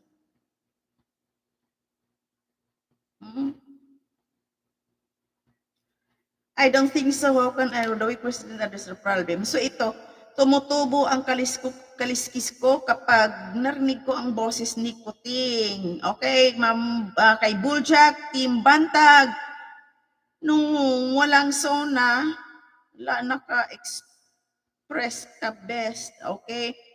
So ito po, shout out po sa ating mga viewers at sa lahat ng manunood pa. Maraming salamat po sa inyo. So, ito po ang nagiging Sona ngayon ng ating Pangulong Marcos, mga kaibigan. O di ba? Sinasabi ko na nga na talagang ibibida niya na nitong mga last 2 months daw ay mura ang bigas. Saan ang mura? Sa totoo lang, every week po, nagtaas po ang presyo ng bigas. Kahit ipagpalagay na lang natin, mga kaibigan, na bigas na lang po ang i-priority niya muna na maging mura lang. Kasi yan po ang pinakakailangan sa taong bayad, mga kaibigan, di ho ba? Di baling walang ulam, basta may bigas. So, pag walang ulam, madali lang po. Madali lang po hanapin ang ulam, mga kaibigan. So, shout out po, Kamotimoto. Thank you for watching. So, ngayon, kayo, nararamdaman nyo ba ang bigas na nagmura? Saan po ang merong murang bigas? Ang sinasabi niya ay sa kanyang mga kadiwa store. Di ba nga napag-usapan na natin, na i-discuss na natin sa last na vlog ko, kagabi or the other day din, ay wala naman pong mga kadiwa store sa lahat ng area o lugar o kabayanan at barangay ng Pilipinas. Di ba? So paano kami makakabili? Paano tayo makakabili ng mura? Sa totoo lang, before nag-start ang Sona, ay mga 1 hour before, umalis pa ako dahil gusto kong bumili ng bigas. Dahil kaninang umaga, nung nasa palengke ako, nakita ko ang aking suki na may nag-deliver ng bigas. Kaya bumalik ako kaninang before Sona kasi nga gusto ko nga habol kasi madali lang pong maubos ang bigas. Natakot ako kahit may bigas pa kami, gusto ko talagang mag-imbak kasi nga importante na may bigas, di baling walang ulam. So ngayon, ang bigas guys ay nagtaas na naman po. Yung 1,150 na binibili ko ay nagiging 1,200 na po. Ano yan? Pero yun na po yung pinaka magandang bigas, yung jasmine sweet rice. Yun po ang aking binibili, mga kaibigan. Sa totoo lang, lahat po umaangal. Kahit saan sa mga talipapa. Ano nangyayari? Ang bigas ang mahal. Ang sibuyas ang mahal. Ang kahit yung mga bawang, lahat ng gulay, magtakin mo ang carrots. Magkano? Kaya hindi ako makapag-juicer kasi super mahal ang carrots, guys. Ano ko magagawang makabili nun, di ba? So yan yung pinangalandakan niya ng mga commodities na meron daw silang mga produkto, agricultural products sa kanilang kadiwa na mura. O yan, sinong uutuin niya? Diba? Malinaw po na itong kanyang mga pinagsasabi dito ay budol. Diba? O, tingnan nyo, nabanggit na naman niya yung pamimigay ng lupa. O, diba? Yan yung pangalawa niyang yung pamimigay ng lupa. Diba? Pamimigay ng bahay. Pamimigay daw ng binhi din. Pamimigay ng binhi, mga niyog, palay, mais, at kung ano-ano pa sa ating mga magsasaka. Totoo yan. Pero sa totoo lang, binabayaran ng mga magsasaka yan. Sino pinagloloko niya? Bakit wala akong kakilalang magsasaka? Sa kanila nga, sa kanila nga bumili ng fertilizer ay sobrang mahal. So pinagbibida-bida niya ito, namimigay sila ng binhi, mga niyog daw, palay, mais, at kung ano-ano pa. Samantalang binabayaran din ito ng mga magsasaka. Di ba?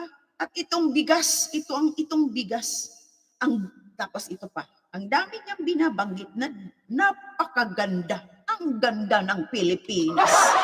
Kaya maaring lablabin ang Pilipinas dahil sa mga magagandang nagawa nitong kuting ng Norte, mga kaibigan.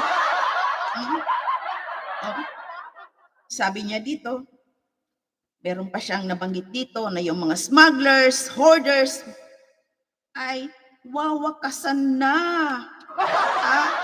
Ito, wawakasan na niya ang hoarders. Sino ang mga hoarders? Di ba kaalyado din niya, di ba mga kaibigan? Yang sila iskaler, yung mga pinagbabanggit ni Madam Maharlika, nakasabwat dyan, na sabi pa nga nila na tuwang-tuwa sila kapag tumaas ang asukal dahil it's time para po mag-import. Di ba? It's time para mag-import dahil nga umikita sila sa importation. Paano ba namang hindi kikita? Mas kumita sila doon sa naging palaman. Yan yung pinagmamalaki niya. Nakakaano. At ngayon, sinasabi niya, wawakasan na ang hoarders at smuggling.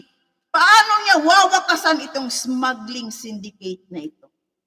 Kaya ba niyang kasuhan itong kapatid ng asawa niya na sangkot sa mga smuggling dahil sila ay magkakasama yan sa smuggler na si Michael Ma, mga kaibigan. Diba?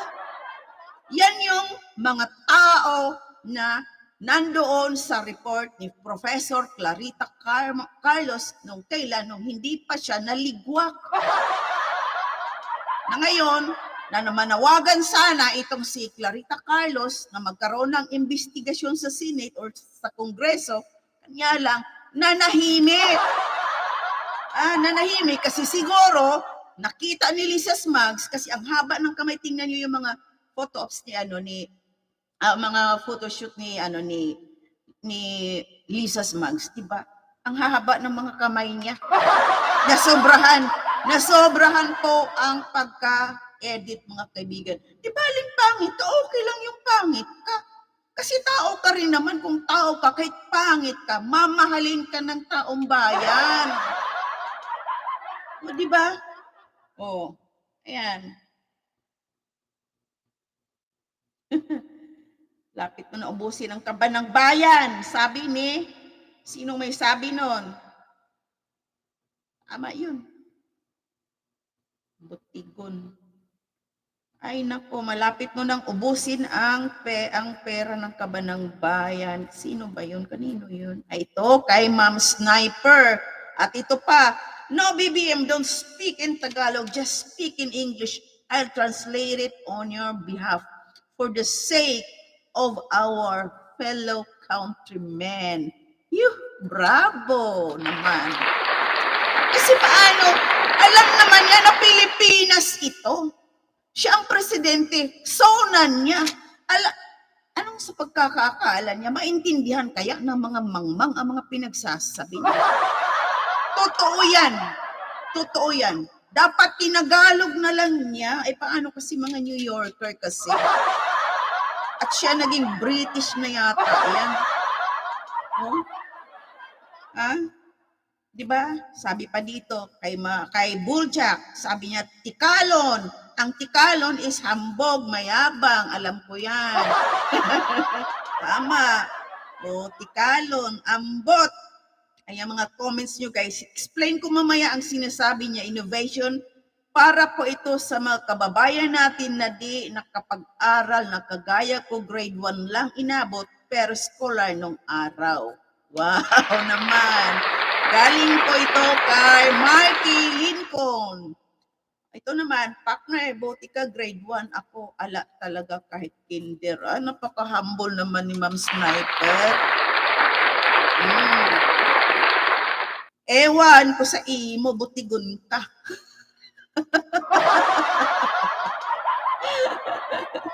Oh, really? Oh, really? I don't think so. By Amor Grandes Vlog.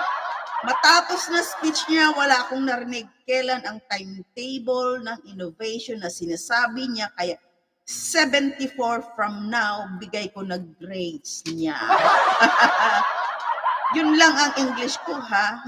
Talaga ito, mga ito, napaka-humble. Tama yan. Basta Team Bantag, napakabait at napaka-humble halos lahat po, mga kaibigan. Pero mga alaskador. Inaalaska niyo si Pbbm, ha? Lagot tayo. Nga, wala pumasok sa utak ko. Ako din minsan, yung iba, yung inaano ko kasi, yung talagang mapakinabangan ng lahat. Yung talagang alam natin, kasi yung ibang mga binanggit niya, guys, yung mga building, yung mga infrastructure na sabi niya, i-develop daw soon, makikita daw or ipopromote daw ang iba pang mga buildings, yung mga infrastructure soon daw. Kasi nga, nandoon nga yung corruption sa mga build projects na yan. O diba? Yan, are you American? Si Ma'am Sniper. Mega Sniper. You blow up my mind from Volja. Blew up. Halo-halo kayo dyan. Isa pa bagsak sa akin yan, sabi niya digital. How come our economy become digital? Samantalang basic internet natin lousy. Fixation is must. Rather, Mr. President. Bravo, Mr. Marky Lincoln. Miga Amor, lutang ang putik. Ano may ano pa ya, parang nga, parang lutang yung mga pinagsasabi niya. Praktisado, paano ba namang hindi praktisado, may teleprompter yan. Sanay magsinungaling ang kagaw. Paano kaya, mga kaibigan? Sino kayang gumagawa ng speech niya? Kagaling naman, no? Ang galing talaga. Tapos, tell it to hell. Tapos, ito, yun namang nandoon, yun namang mga utoto na nandoon, wala, palakpak sila ng palakpak. Ang kita niya si ano? Nakikita niya si Abalos na gumaganon lang. Gumaganon-ganon. Eh, nag-aano, hindi nyo nakita. Nakita ko kaya tinitignan ko yung cellphone ko. Ito. Speaking of education, what alternative learning system of government? Is there any strategies to address or maximize the moron mentality? Ay nako, Sir Marky Lincoln, pag talagang moronic na talaga yan, wala nang pagbabago yan. Alam mo, kahit i-inject mo pa yan, yung moronic na yan, yung moronic mind talaga na yan, kahit anong ibabato mo dyan, hindi nang patitinag yan. Ganun po yan. Talaga naman, Marky Lincoln, no idea. Best, Marky, try lang po English, ha. Miga Amor, Amerikano man, ina si partner Marky. Yes, Inglesero pala itong si Marky Lincoln. Ganda-ganda, galing-galing niya mag-English, no? Okay, Team Bantag. Team Bantag. Saludo ako sa Team Bantag. Napaka-open-minded po ng Team Bantag, mga kaibigan. The devil on your face. Hala. Saan nag-partner ka mo, te? Mga bayad siguro yung mga tao dyan, no? Di magkadto partner mo, how, miga amor, bayad yan, miga, nagbaligya ka mo, te. Q sa Sona. Mga sapat gid. Mga sapat yun. Sabot ra ba di ko anang sapat? Oy, kakaintindi kaya ako niyan. Ang layo mo sa katotohanan langgam. You must need to adjourn or else. Alam, galit na si Ma'am Sniper. Maayong hapon, ma'am. Okay, Team Bantag. Mas maganda ang Sona ni Teves, yes. Ano lang yung Sona ni Congressman Arnie Teves? 10 minutes lang yun, yung Sona niya. Pero napakadetalyado, mga kaibigan. Di ba? Di ba? Na isa-isa niya talaga. Bravo, Congressman Arnie Teves. Ikaw na. Boljak. Alalay ka lang dyan. Sona in Japanese means ganern. Sibuyas of the nation address. Kamotikyo kayo dyan. Wala, yung Sona naging kwentong lato-lato. According to Kamote Moto. Bro, wala ka buyer dito. Wala nga. Ay, naku, agoy, Bantag Teves. So, yun po mga kaibigan, di ba? Inaano niya yung smuggler at hoarders. Ano yan, totodasin na niya yung smugglers and hoarders? Yun lang ang tanong natin. Kaya ba niyang ipahuli ang kapatid niyang si Martin, ang kapatid ng asawa niyang si Lisa, na itong si Martin Araneta at itong kasamahan na si Michael Ma? Oh, di ba? Tell me to the moon. Mr. President. Kaya niya. Yun nga ang gagawin sana ang investigasyon ng Senado ay natahimik yun. Kasi dinukot ni Lisa Smugs yung papel. Kaya ginawa ng paraan. Siguro binulungan si Bungit. Sabing ganon. Oy, be, iligwak na natin yan si ano kasi delikado ito. O, tingnan mo. Tingnan, uy, mga ano ko to, mga ka-BFF ko. Di ngayon, ang sabi, di ba, hindi, biglang natahimik yung kahit anong gagawin, kakatak natin at ni Madam Marlica ay talagang nanahimik na yung isyong yun. Pero guys, nasa puso na natin, nasa utak na natin yung mga yon. Talagang ganun talaga ang mga kaganapan. Hindi niya kayang hulihin ito, hindi kayang kasuhan. Kasi obvious naman, itong mga sinasabi niya na hulihin ito, wawakasan na itong hoardings and smuggling, ay front lang niya. Hindi yan totoo. Hindi yan totoo. Hindi yan totoo. Anong nangyayari sa mga magsasaka natin? Anong nangyayari sa mga produkto ng magsasaka? Di ba last time, merong mga sibuyas na tinapon na lang dahil nalata na? Di ba? Dahil binabarat. Yung mga namimili, yung mga traders, binibili nila ng napakamura. O di ba?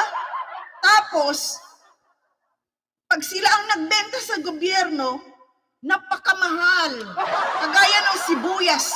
Yung sibuyas lang, mga kaibigan, binili nila sa mga farmers dyan sa Pangasinan, sa Nueva Ecija, binili lang nila ng 120 to 140 ang kilo. Ngayon, binenta nila, target nila kasi ang mga kurap dyan. Ngayon, nakipag-negotiate kasi nga ang taas ng sibuyas, yun, gumagawa na naman sila ng modos para magmura. Kaya yun, usap dito, usap din, may mga middleman. Kaya nangyayari, binenta sa gobyerno ang naturang mga sibuyas ng 537 per kilo. O di, ang laki ng tubo ng Buninas, diba? Ang laki ng tubo. Tapos, ang gobyerno natin na bumili ng sibuyas, binenta nila ng palubog. Diba? Binenta ng 170 bawat kilo sa kanilang Kadiwa store. Which is, hindi naman lahat ng taong bayan ang nakabili ng murang nilang sibuyas, mga kaibigan. Sila-sila lang kung saan yung kanilang kadiwa store. Kasi dito hindi nga po, sa sinasabi ko, hindi nga po lahat ng area, barangay, or kabayanan ng buong Pilipinas ay meron itong kadiwa store. So, alangan naman, bibili ka ng kalahating kilong sibuyas. Mamasahay ka ng halos 1,000. Pupunta ka ng kadiwa store nila. Diba? Logic lang, mga kaibigan. Kaya pinagluloko nila tayo. Talagang inuuto tayo dito. Sinong maniwalang hulihin yung mga smugglers at hoarders? O yung Bureau of Customs? Paano nakakalusot? Di ba nga ngayon may patong na bawat container? Dati, konti lang daw, mura pa. Pero ngayon daw, lahat ng container ay may patong na 100,000 pesos. O di ba? Baka, yung mga patong na yan yung binibigay nila na tara kay First Lady. Iniipon nila kasi di umano, mga kaibigan, itong si First Lady ay nangungulekta ng tara dyan sa Bureau of Customs. O diba? Yung issue natin kahapon, yung si Sayarot ba yun? Sayarot pala, mga kaibigan, si Sayarot, mga kaibigan. Kung hindi pala nasakote yon si Sarayot, mga kaibigan, ay siya pala yung ilalagay dyan sa BOC. O diba? Kaya lang, na kasuhan itong si Sarayot, kaya ang nilagay nila itong si Bien Rubio, na alam natin natalamak ang pagkakurap. O diba? O ito pa, infrastructure from magsasaka to market. O ito yung kay Tatay Digong. Ito, makikita natin, tingnan nyo nga, pumunta kayo sa mga barangay. Pumunta kayo, mga kaibigan, sa mga barangay. Yung mga below, mga countryside na mga kaibigan. Makikita nyo, kawawa po ang kanilang mga kalsada, mga kaibigan. Yung mga magsasaka, wala pong kung mayroon nga sila, highway. Meron silang ginawang, kunyari, kalsada. Pero, pag tapusin mo yung kalsada, ilan yung nagawa lang na pasimento? Wala nga 1/4 sa layo ng kalsada na pupuntahan doon sa baryo. Wala sa 1/4. Putol na. Bako-bako na, bato-bato na pagdating sa unahan. Diba? Tapos ngayon, may papasok doon kasi nga countryside, medyo bukid. Kung ano yung pwedeng pumasok doon na sasakyan, maghahol ng kanilang mga produkto. Siyempre, yung may-ari ng mga sasakyan, tataasan nila yon, tataasan nila kasi nga masira yung layo kasi hirap ng daan dyan. O sinong kawawa, di ba? Ang mga magsasaka din. Asan? Dapat, kung meron silang mga ganyan, isusurvey nila, titignan nila yung mga barangays, yung mga liblib na lugar na kung talagang tinutupad yung mga projects ng barangay na yan, yung kalsada. Dapat meron dyan. Baka naman yung meron nga, survey ako magsusurvey. Ikaw magsurvey ka, survey. Pero pagdating doon, bayaran lang doon din sa nagkontrata doon. Kaya yan ang talamak ngayon. Kaya paano asenso? Kawawa pa rin ang mga magsasaka natin, mga kaibigan. Wala po talagang mangyayari. Diba? Pagdating nila sa market, babaratin pa ng mga nagtitinda sa mga merkado. Wala na. Kaya, hayaan na lang nilang mabulok. Diba? Saan ang ayuda nila? Dapat government talaga doon pag season ng harvest, sila mismo, bakit hindi sila pwedeng pumunta mga truck-truck, kung meron talaga yung kadiwa store na yan, na talagang magagamit at mapakinabangan, kung gusto nilang mapakinabangan ng taong bayan, ikalat nila. And then, pag harvest season, pumunta sila sa mga liblib na lugar kung saan nandoon yung mga magsasaka. Hakutin nila at ibigay nila ang mga presyong nararapat doon sa mga magsasaka. Yun po ang gusto natin. Para may sense, o di, dalhin nila yung produkto ng magsasaka sa kadiwa, pero at least, hindi na po mahihirapan ang mga magsasaka. Sana kung ganon ang gagawin nila. Di ba? Kawawa. Ang mga magsasaka, sila ang pag walang magsasaka, ano tayo? Wala tayong kakainin sa totoo lang dahil sa kanila po nanggagaling ang mga basic commodities na kailangan natin araw-araw. Kaya nasaan ang pagmamahal nitong ating presidente sa magsasaka? Tapos, sasabihin, patuloy na tayong ano yun? Sinasabi niya, patuloy na tayong babangon. Samantalang, di niya naramdaman na bumagsak na, bumaon na tayo, baon na. Ano pa bang pagbabangon ang gusto natin? Ano pa bang pagbabangon? Ano pa bang pagbangon o pagbagsak o pagbaon, paglubog ang gusto nilang makita, mga kaibigan? Ay, ito, mga malapit na magkaroon ng bakuna laban sa sakit ng mga hayop. Malapit na?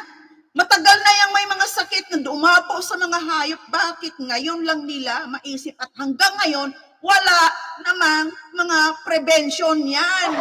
Wala silang ginawa to prevent sa mga sakit ng hayupan na yan na baka pag kinatayan at magiging karne, madadamay pa tayong taong bayan. Diba? Kasi marami ding niyan, kahit mga double dead, kahit na, hindi na pwede talagang kainin, talagang ipapalusot nila yan. But is to gain money, mga kaibigan. Kasi ang dami talagang mga siraulo ngayon. Ito, nakapaghanda na daw para sa El Nino. Anong nakapaghanda pa na para sa El Nino? Ngayon nga, puro bagyo, puro baha o ulan ng anong nangyayari sa Metro Manila? Tag-ulan nga, pero walang tubig. Ganyan ba yung sinasabi? Pinagmamalaki mo Pbbm? Na nakapaghanda na para sa mga El Niñong parating? Ngayon nga, tag-ulan. Laging may water interruption. Sabi ko na nga eh. Ito, reformang agraryo. Ito yung sa top promises niya. Ito yung pamimigay, pinagmamalaki niya na inaasum ng gobyerno ang utang ng mga magsasaka na hindi nakapagbayad, ito ay hindi napagbayarin sa kanilang monthly amortization and interest, mga kaibigan. Dahil inaasum na daw ng gobyerno kasi ang purpose nito, mga kaibigan, ay para mailabas yung may budget pa kasi itong Department of Agriculture na yung 45.1 billion kasi gusto niyang ilabas na yon. Bakit? Sasabihin niya, binayaran ng gobyerno ang mga utang ng mga magsasaka. Inaasum ng gobyerno, saan po nagbabayad ang gobyerno? Di ba sa gobyerno? Ito? Ginagawa niyang tanga ang mga magsasaka. Ginagawa niyang siraulo at uto-uto itong taong bayan. Diba? Ginigisa lang niya tayo sa sariling mantika. Diba kalokohan? Tuwa naman sila. Anong gagawin mo? Magsasaka ka. Magsasaka. Ayan na, titulo mo. Wala ka namang resource para magsaka sa lupa na yan. Dahil mahal lahat. Masinire, pag-aararo, pagbungkal, binhi, pagtatrabaho, at mga fertilizers. Ano yan? Ilalabas niya yung 45.1 billion na budget ng Department of Agriculture para ipapautang na naman sa mga farmers. Oh, dito kayo bumili ng fertilizer, ha? Huwag kayo doon. Samantalang merong mga organic fertilizer na mura lang, pero ang gusto nila na yung tigda 2,000 bawat sako ang bibilhin ng mga magsasaka. O, diba? Kalukuhan talaga. Ha? Mag-iingat sa taong mambubudol, mahirap umasa, sis. Tama po. Lesson learned na. Tama, Miga Amor. Kahit pag-ibig nga bilhin pa. Ay, wow!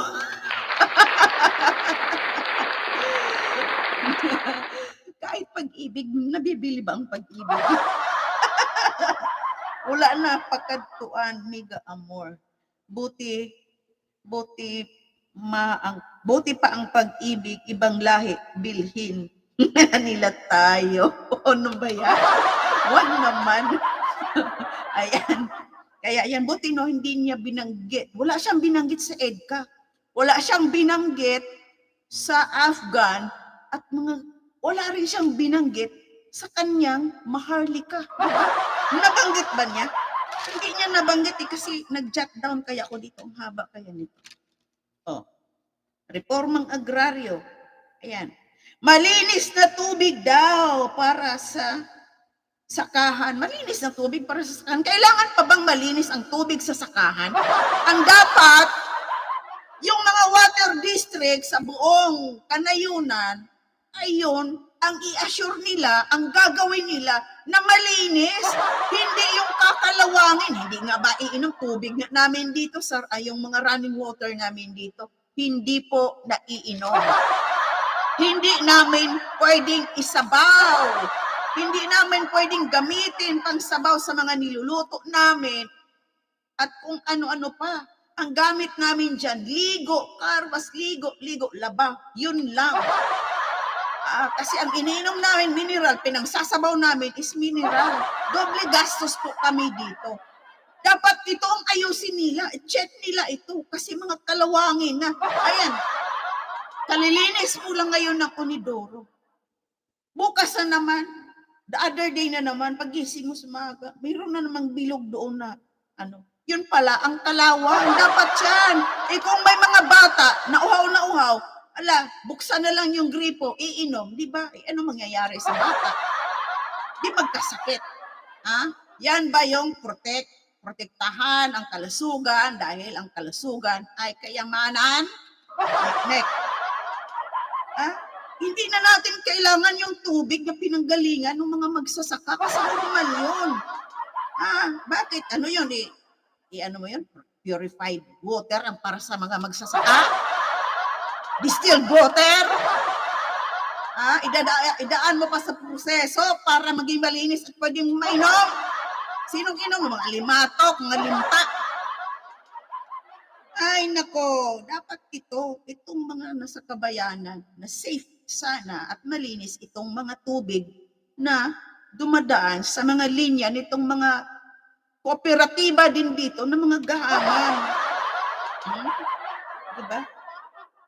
Pinagbibida niya yung kanyang mga expressway, yung Ilocos to Bicol. Wow, Ilocos to Bicol. Ang layo nun na. Sana all. 90 kilometers. Sana nga. Pero itong mga plano na ito, noon pa ito, kay Tatay Digong ito, di mo ba? Kay Tatay Digong ito, sinusunod lang niya. Tapos, siguro, ang naumpisahan niya, yung dyan pa nang wala pa man yung iba, tapos ngayon, binibida na niya. Binibida na niya ni isang poste siguro, wala pang nangyayaring pundasyon. Tapos ito pinagmamayabang niya, established price o crudo daw, establish daw ang presyo ng crudo, ng petrolyo at kung ano-ano pa, establish ka dyan. Di ba?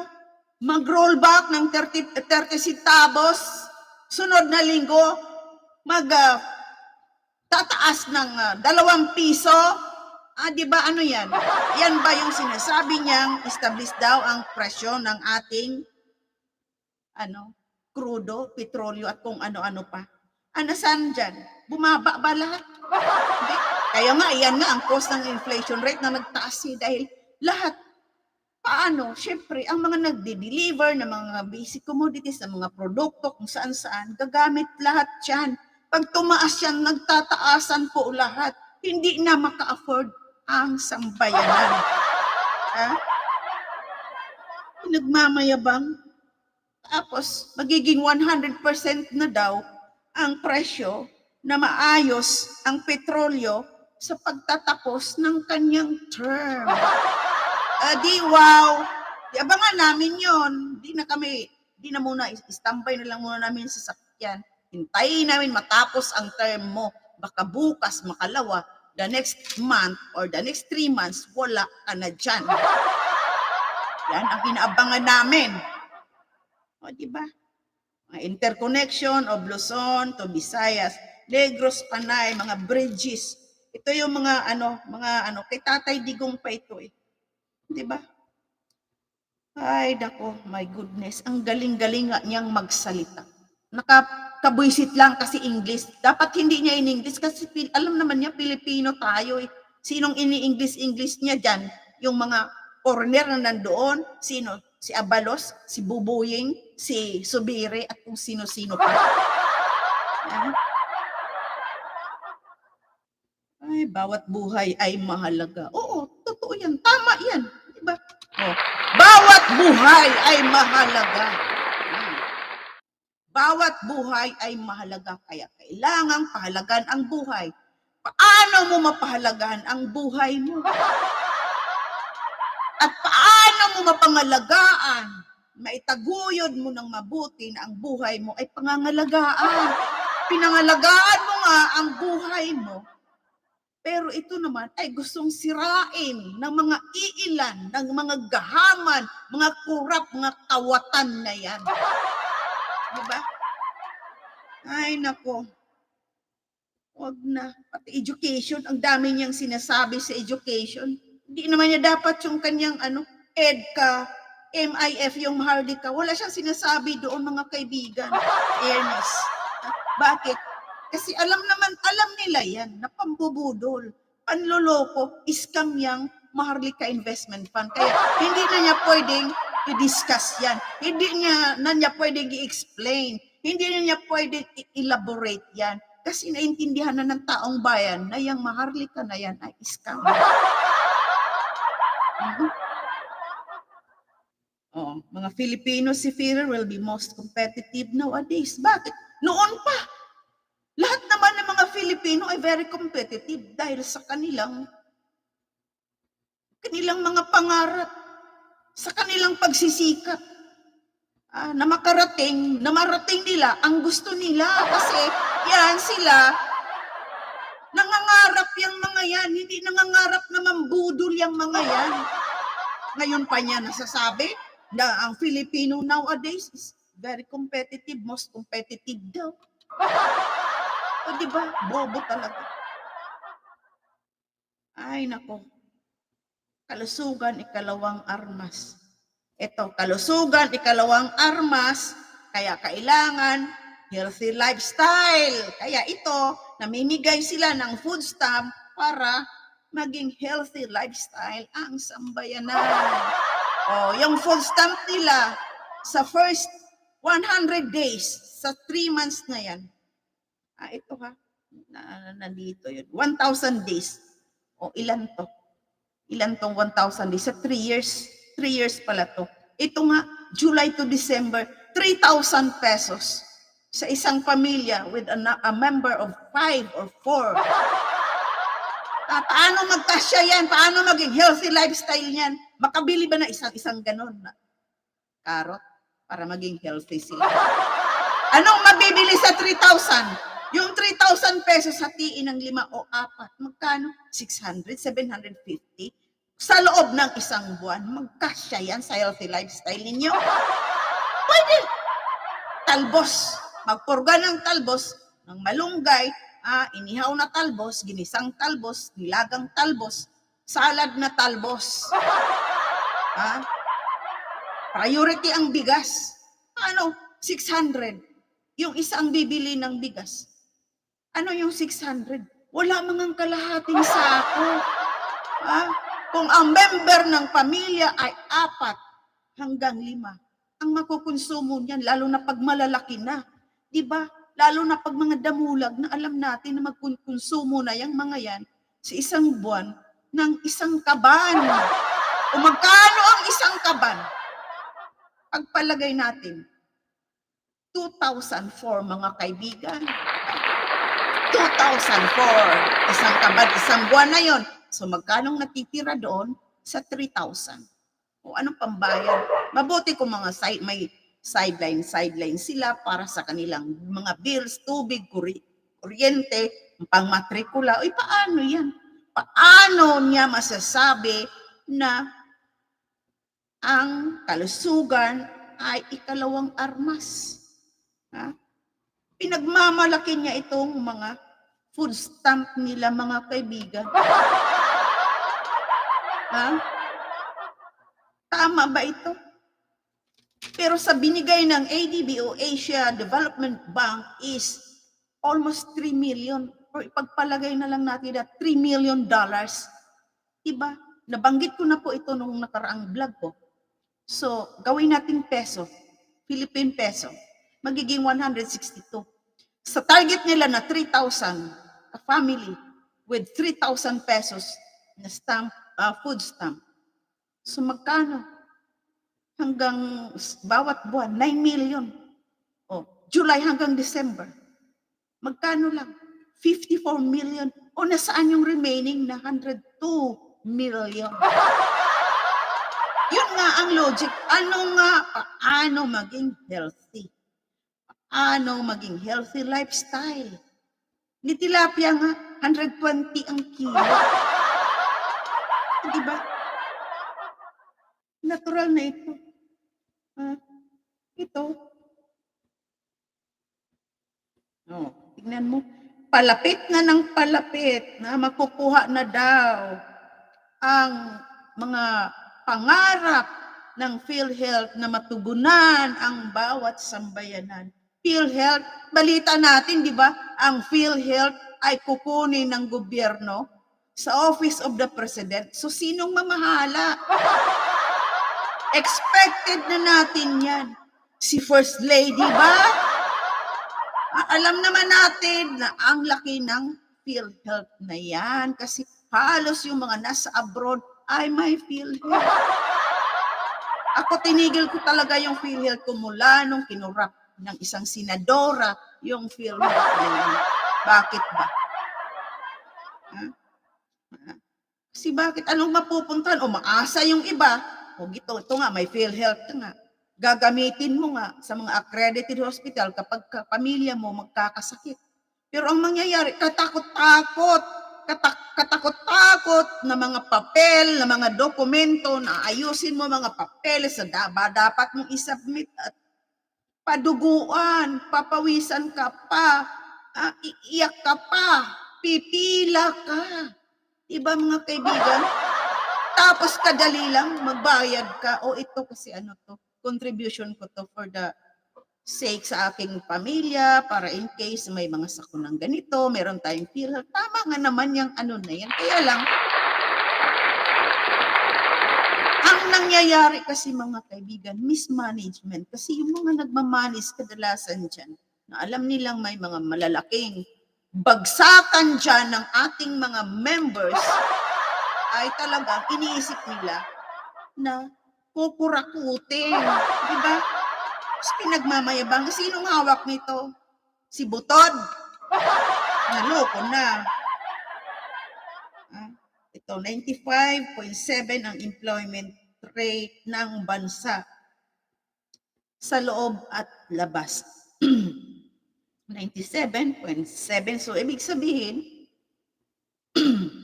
ay 95.7. So, nasa 4.93 ang walang mga trabaho, mga jobless.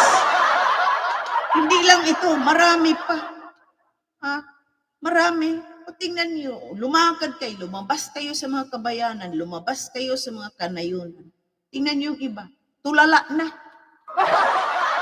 Tulala dahil walang pambili ng pagkain, dahil walang trabaho, walang tatanggap.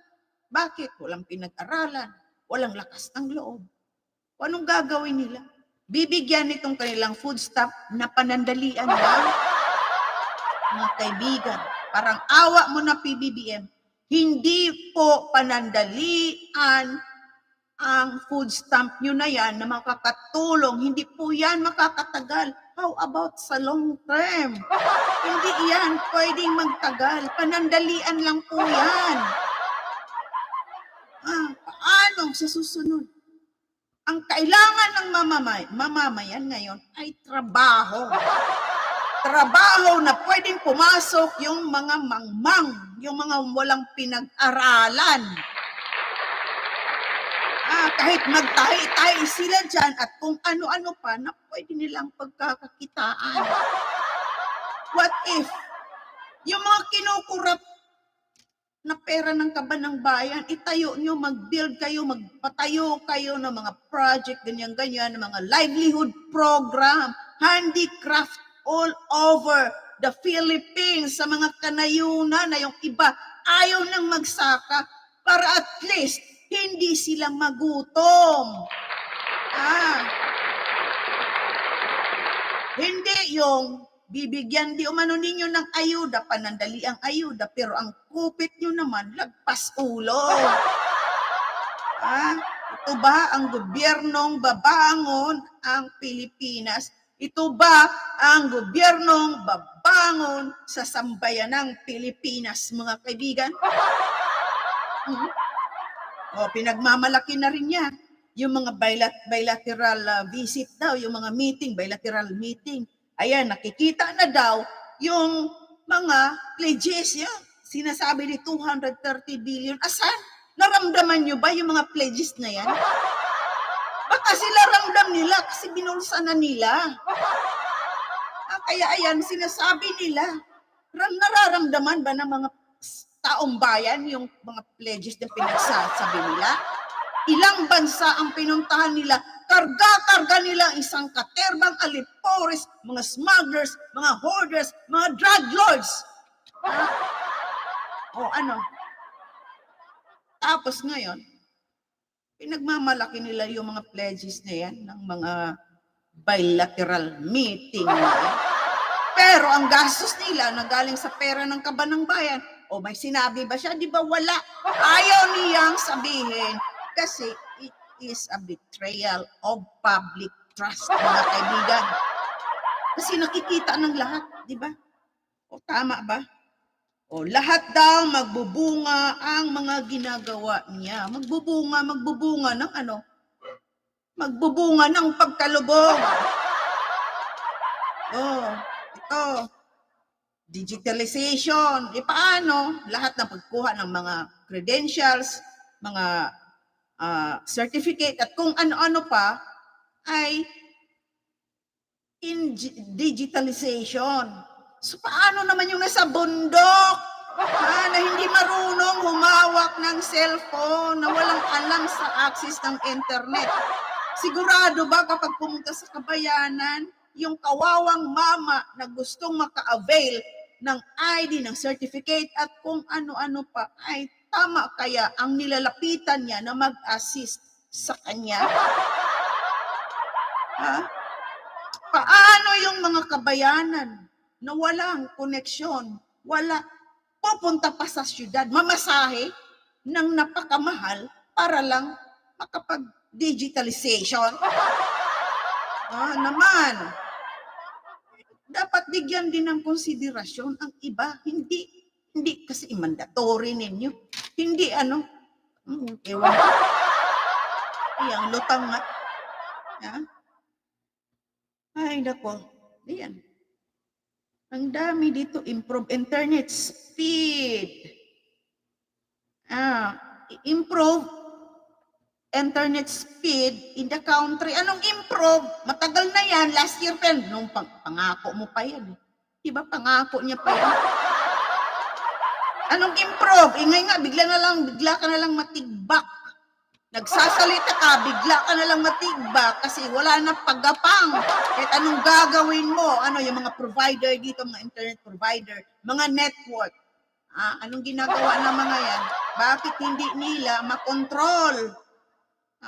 Ramdam ng iba dyan. Diba? Pa-upgrade na lang kami ng pa-upgrade kasi gusto ng mga provider na lagi kaming nagpapa-upgrade kasi bawat pa-upgrade mo, tataas din ang bayarin mo. Ay kung good payer ka dahil ayaw mong maputulan ng internet, kailangan mo magpa-upgrade. Ay, naku po. Yung mga ano niya, mga kabalbala niya, yan pinagmamalaki niya. Ayusin niyo muna. Puro kasi salita. Puro salita. Puro salita. Wala naman sa gawa. Puro panghambog. Wala namang ipanghambog. Diba? Yan ang masaklap. Puro pabango para tumaas ang ratings. At iba, palakpak, ang galing-galing ni Pbbm. Ang galing-galing niyang nag-speech. Yung pala, may teleprompter naman pala. Ewan. O ito. 100 daw, 100 million daw. 1,000. 1,000 daw ang mga kabahayan. Excuse me. Pabahay from Pag-ibig. Ito daw ay tulong sa gobyerno. Ito daw ay kanilang inaano na isa sa project nila ng pabahay. Isamantalang pumunta ka sa Pag-ibig. Kahit ordinaryong empleyado ka, hanapan ka ng bank account, hanapan ka ng ganito, papirma, employer certificate, ganyan, daming bla bla. Tapos yung sweldo mo pala doon ay nagkinsenas ka lang ng 8,000, bagsak ka ng Pag-ibig. Paano yan? Yan nga naman mga ordinaryong mga may trabaho. Hindi nga makapasa sa Pag-ibig. Iyan pa kaya mga informal settlers na nakikita natin dyan sa kanilang mga bahay na barong-barong ang mabigyan ng pabahay ng Pag-ibig na yan. Tapos ito pa, yung bahay nila na yan walang pundasyon. Konting galaw lang ng lupa, nagbibitak-bitak. Bakit sinong hindi nakakita, nakapunta dyan sa mga lokasyon na may mga pag-housing ng Pag-ibig? Sinong niloloko ninyo? Di ba? Ay, nako. Palawakin ang programa ng pabahay o palawakin ang programa ng pangungurakot, ng pagnanakaw, ng pangungulimbat, pangungulikta, at pagpayaman na galing sa pera ng kaban bayan.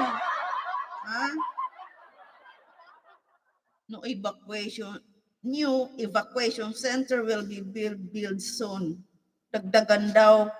Ay, parang nag-expect siya ng sakuna. Nag-expect siya ng sakuna. Kasi unahin niya yung evacuation. Diba?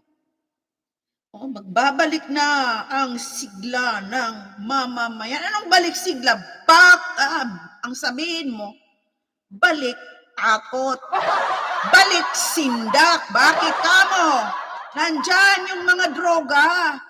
Baka mamaya masalubong namin yung may mga saltik na dahil sa illegal na droga na yan. Dahil kasisingot ng droga, hindi, nakakatakot na. Paano maging masigla ang mamamayan? Na kayo-kayo lang. Kalyado nyo. Pagka BFF nyo yung mga drug lords dyan eh. Tapos ngayon, absuelto. Nakakalaya. Diba? Tunito-nilada na. Nahanulihan. Nasa kote na. Tunito-nilada. Illegal na droga. Tapos ngayon, nakapag-bail. Nakalabas na. Ano yan? Hindi nakakatakot yan. Kung hindi nasa kote yung droga na yon. Pag kumalat yun, itong mga nangyayaring 6.7 billion na cover up yung droga na yun, di ba? Kanino yan? Yung mga nahuhuli ngayon yan, yung mga nahuhuli pala na mga droga na yan, ay nasabat dito na 3.2 million, doon naman meron, yan pala ay front line.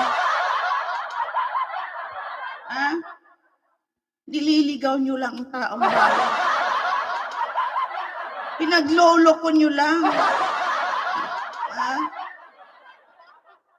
pero, yung mga kalakal nyo pala ay nandyan lang sa mga importasyon.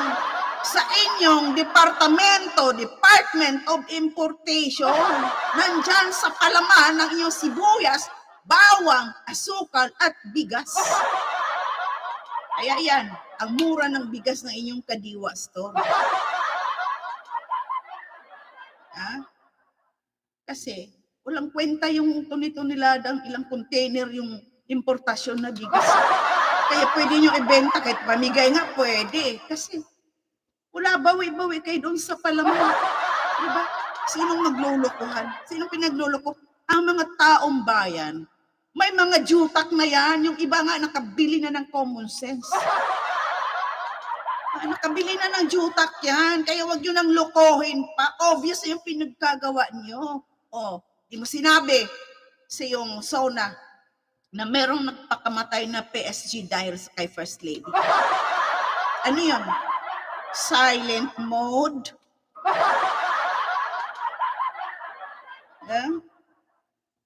Police and military modernization. Pero wala siyang elaboration dito, mga kaibigan. Wala siyang explanation dito. Hindi din niya nabanggit yung pagbabago, yung kanilang pagbabago ng sistema ng pensyon. Kasi nanganganib, alam niya eh. Alam niya na may re-rest back dito eh. Wala siyang explanation, hindi man lang niya nabanggit kung ano yun.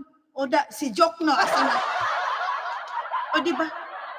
Wala siyang pagpapaliwanag sa taong bayan na alam niya na malaking issue yun. Malalim na issue yun between the government and the men and women in uniform. Diba? Ano yan? Lulukohin niya yung mga kasundaluhan, sandatahang lakas, kapulisan at kasundaluhan at iba pa. Wala siyang explanation. Diba? Ano yan? Di ngayon, kawawa itong mga retirado, kawawa itong mga active men and women in uniform, puro na lang haka-haka. Siguro, bubulaga na lang ito. Sige, ganito na, pirmado na, kasado na. We need to implement. Implementation as soon as possible. Implement natin. Diba? Naglulukon yung mga taong bayan, pati sandatahang lakas. Ayaw niyang ipaliwanag dito.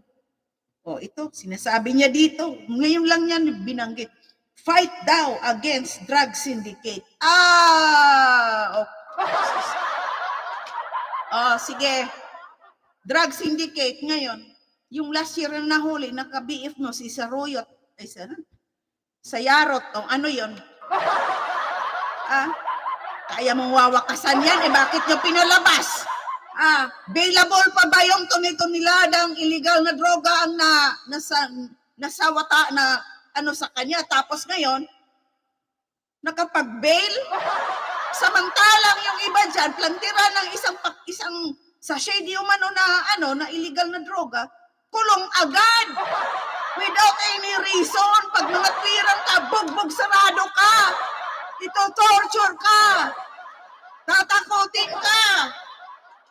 Pero yan, tuni-tunilada, nakapaghain ng bail. Di ba lokohan? Diba? Sige nga. Paano mo labanan itong problema ng droga? Sinasabi mo na yung mga military men na involved sa droga ay mag-resign na. How about the rest? Yung mga ka-BFF mo na halos bigyan nyo pa. Lahat-lahat bigyan nyo ng posisyon sa gobyerno. Ano yon? Diba? Ebidensya yon si Sayarot? Ano yon? Tanga kami? Ano yung sinasabi ni Congressman Arnie Teves na yung mga ninyo, palaman sa mga importasyon? Anong relasyon ninyo? Ano bang mayroon sa inyo ng bibot No land na yan. Ha? Iba? Or mga rebel returnees. Ito, pabango din. Yung pala, yung iba pala daw na pala ng mga surrenderies, front lang yan. Di pala totoo. Ito, di ba? Ayan, pagbangon daw ng bayan ay magpapatuloy pa. Ibig sabihin, mga kaibigan, expected na nating mangyari na ang paglubog ng buong Pilipinas, ng sambayan ng Pilipinas, ay patuloy pa. Dahil patuloy pa silang mamamayagpag na pahirapan tayo sa lahat ng bagay. Buburahin tayo sa mundong ito para silang mga Digimon ang maghahari. Ha? Sabihin, makipagtulungan sa Kongreso para sa anong gustong dapat ipagtulungan. Mamansin ba yung mga Kongreso na yan? Papansinin ba kaming maliliit lang na tao na para lang kaming langgam? Papansinin kami yan? No way. Hindi na. Kaya ang gagawin dito, gumawa tayo ng hakbang na matapos na itong mga kalokohan na ito, mga kaibigan. Ha? Magtatag daw ng, meron silang anti-agricultural smuggling code. Meron din sa audit, meron daw mga code doon para daw malaman at maiwasan ang korupsyon. Code. Code ko yung pagmumukha niyo. Code pa kayo. Ha? So, sa madaling salita, mga kaibigan, yung Sona yun ay walang kabuluhan. Lahat ng pinagsasabi niya ay puro kasinungalingan. Puro pambubudol sa taong bayan para sa ikababango ng kanyang pangalan. Kaya maniwala pa ba tayo? Ha? Diba? Halos kitilan na ng buhay ang ating sandatahang lakas. Halos kitilan na ng buhay ang sambayanan dahil sa illegal na droga na. Halos kikitilan na tayo ng buhay dahil sa taas na mga bilihin. Tapos sasabihin niya na nagmura. Saan ang mura? Ano nga? Talbos ang kamote, 15 pesos. Ha? Ay, naku. Bawat ngawa, ngiwi. Magluto, mga sabot. Hala, oy, sabot. Alam ko yan. Huwag kang pabudol. Tama, ma'am, opinion. Bawat ngiwi, bawat ngawa ay ngiwi. Bahala, mahirap. Basta di mabudol. Correct. Kaya, mga kababayan, mga kaibigan, huwag na tayong magpabudol. Dapat mag-antabay tayo sa kaganapan. Dapat imulat natin ang ating kaisipan para magmanman. Dahil hindi pwede itong ganito. Paano tayo? Paano ang ating mga next generation? Kung mawala na tayo, paano ang ating mga anak? Paano ang kabataan ngayon nangangarap na ngayon pa lang ay gusto ng kitlan ng buhay nitong mga hunyango na ito? Ay nako, paasa para ibigin yun pala, Budol. Susunod magsalita na rin ako sa Sona. Kamote-moto. Sige nga, Miga Sniper, mag-ingat sa Budol pag-ibig. Correct. Iba rin yung kaso ng budol na pag-ibig, kaya huwag kayong magpabudol. Dahil pag kayo ay nabudol sa pag-ibig, naku po, wala na. Basta okay lang. Basta wag lang mabungkag ang pagapagas utot. Kurt, nagwala na naman yung aking palalabs na si James. So mga kaibigan, kayo na po ang humusga. Ako nakapagsalita na ako, nasabi ko na, nakapagkomento na ako about sa kanyang Sona na lahat po ng yun ay mga kasinungalingan. Wala ang investment ng Maharlika, di ba? Wala ang EDCA, wala yung Afghan, wala yung kaltasahod. Hindi niya nabanggit yun, di ba? Maraming hindi nabanggit, mga kaibigan. Pinangalandakan lang niya yung namimigay siya ng lupa, titulo, may mga pabahay, tapos mura daw ang bilihin at maging stabilized na ang presyo ng krudo, petrolyo at kung ano-ano pa. Di ba? Mga build. Walang kabuluhan mga kaibigan. Droga, smuggling, hoarding, ewan. So kayo na po ang humusga mga kaibigan. So this time, pansamantala ko na pong tatapusin ang aking live streaming with the Sona of our sino ba yun? Kuting ng Norte ni Pbbm Kuno. Dahil nasaksihan natin mula umpisa hanggang end ng kanyang Sona ay nasubaybayan natin. Kaya sa mga maniwala sa kanya, mga uto-uto yun mga kaibigan. Kaya tayo, wag na po tayong magpa-uto. Kaya nga si James ko na ano na talagang si James ko. Maano kasi itong aking na to. Grabe talaga katapang niya.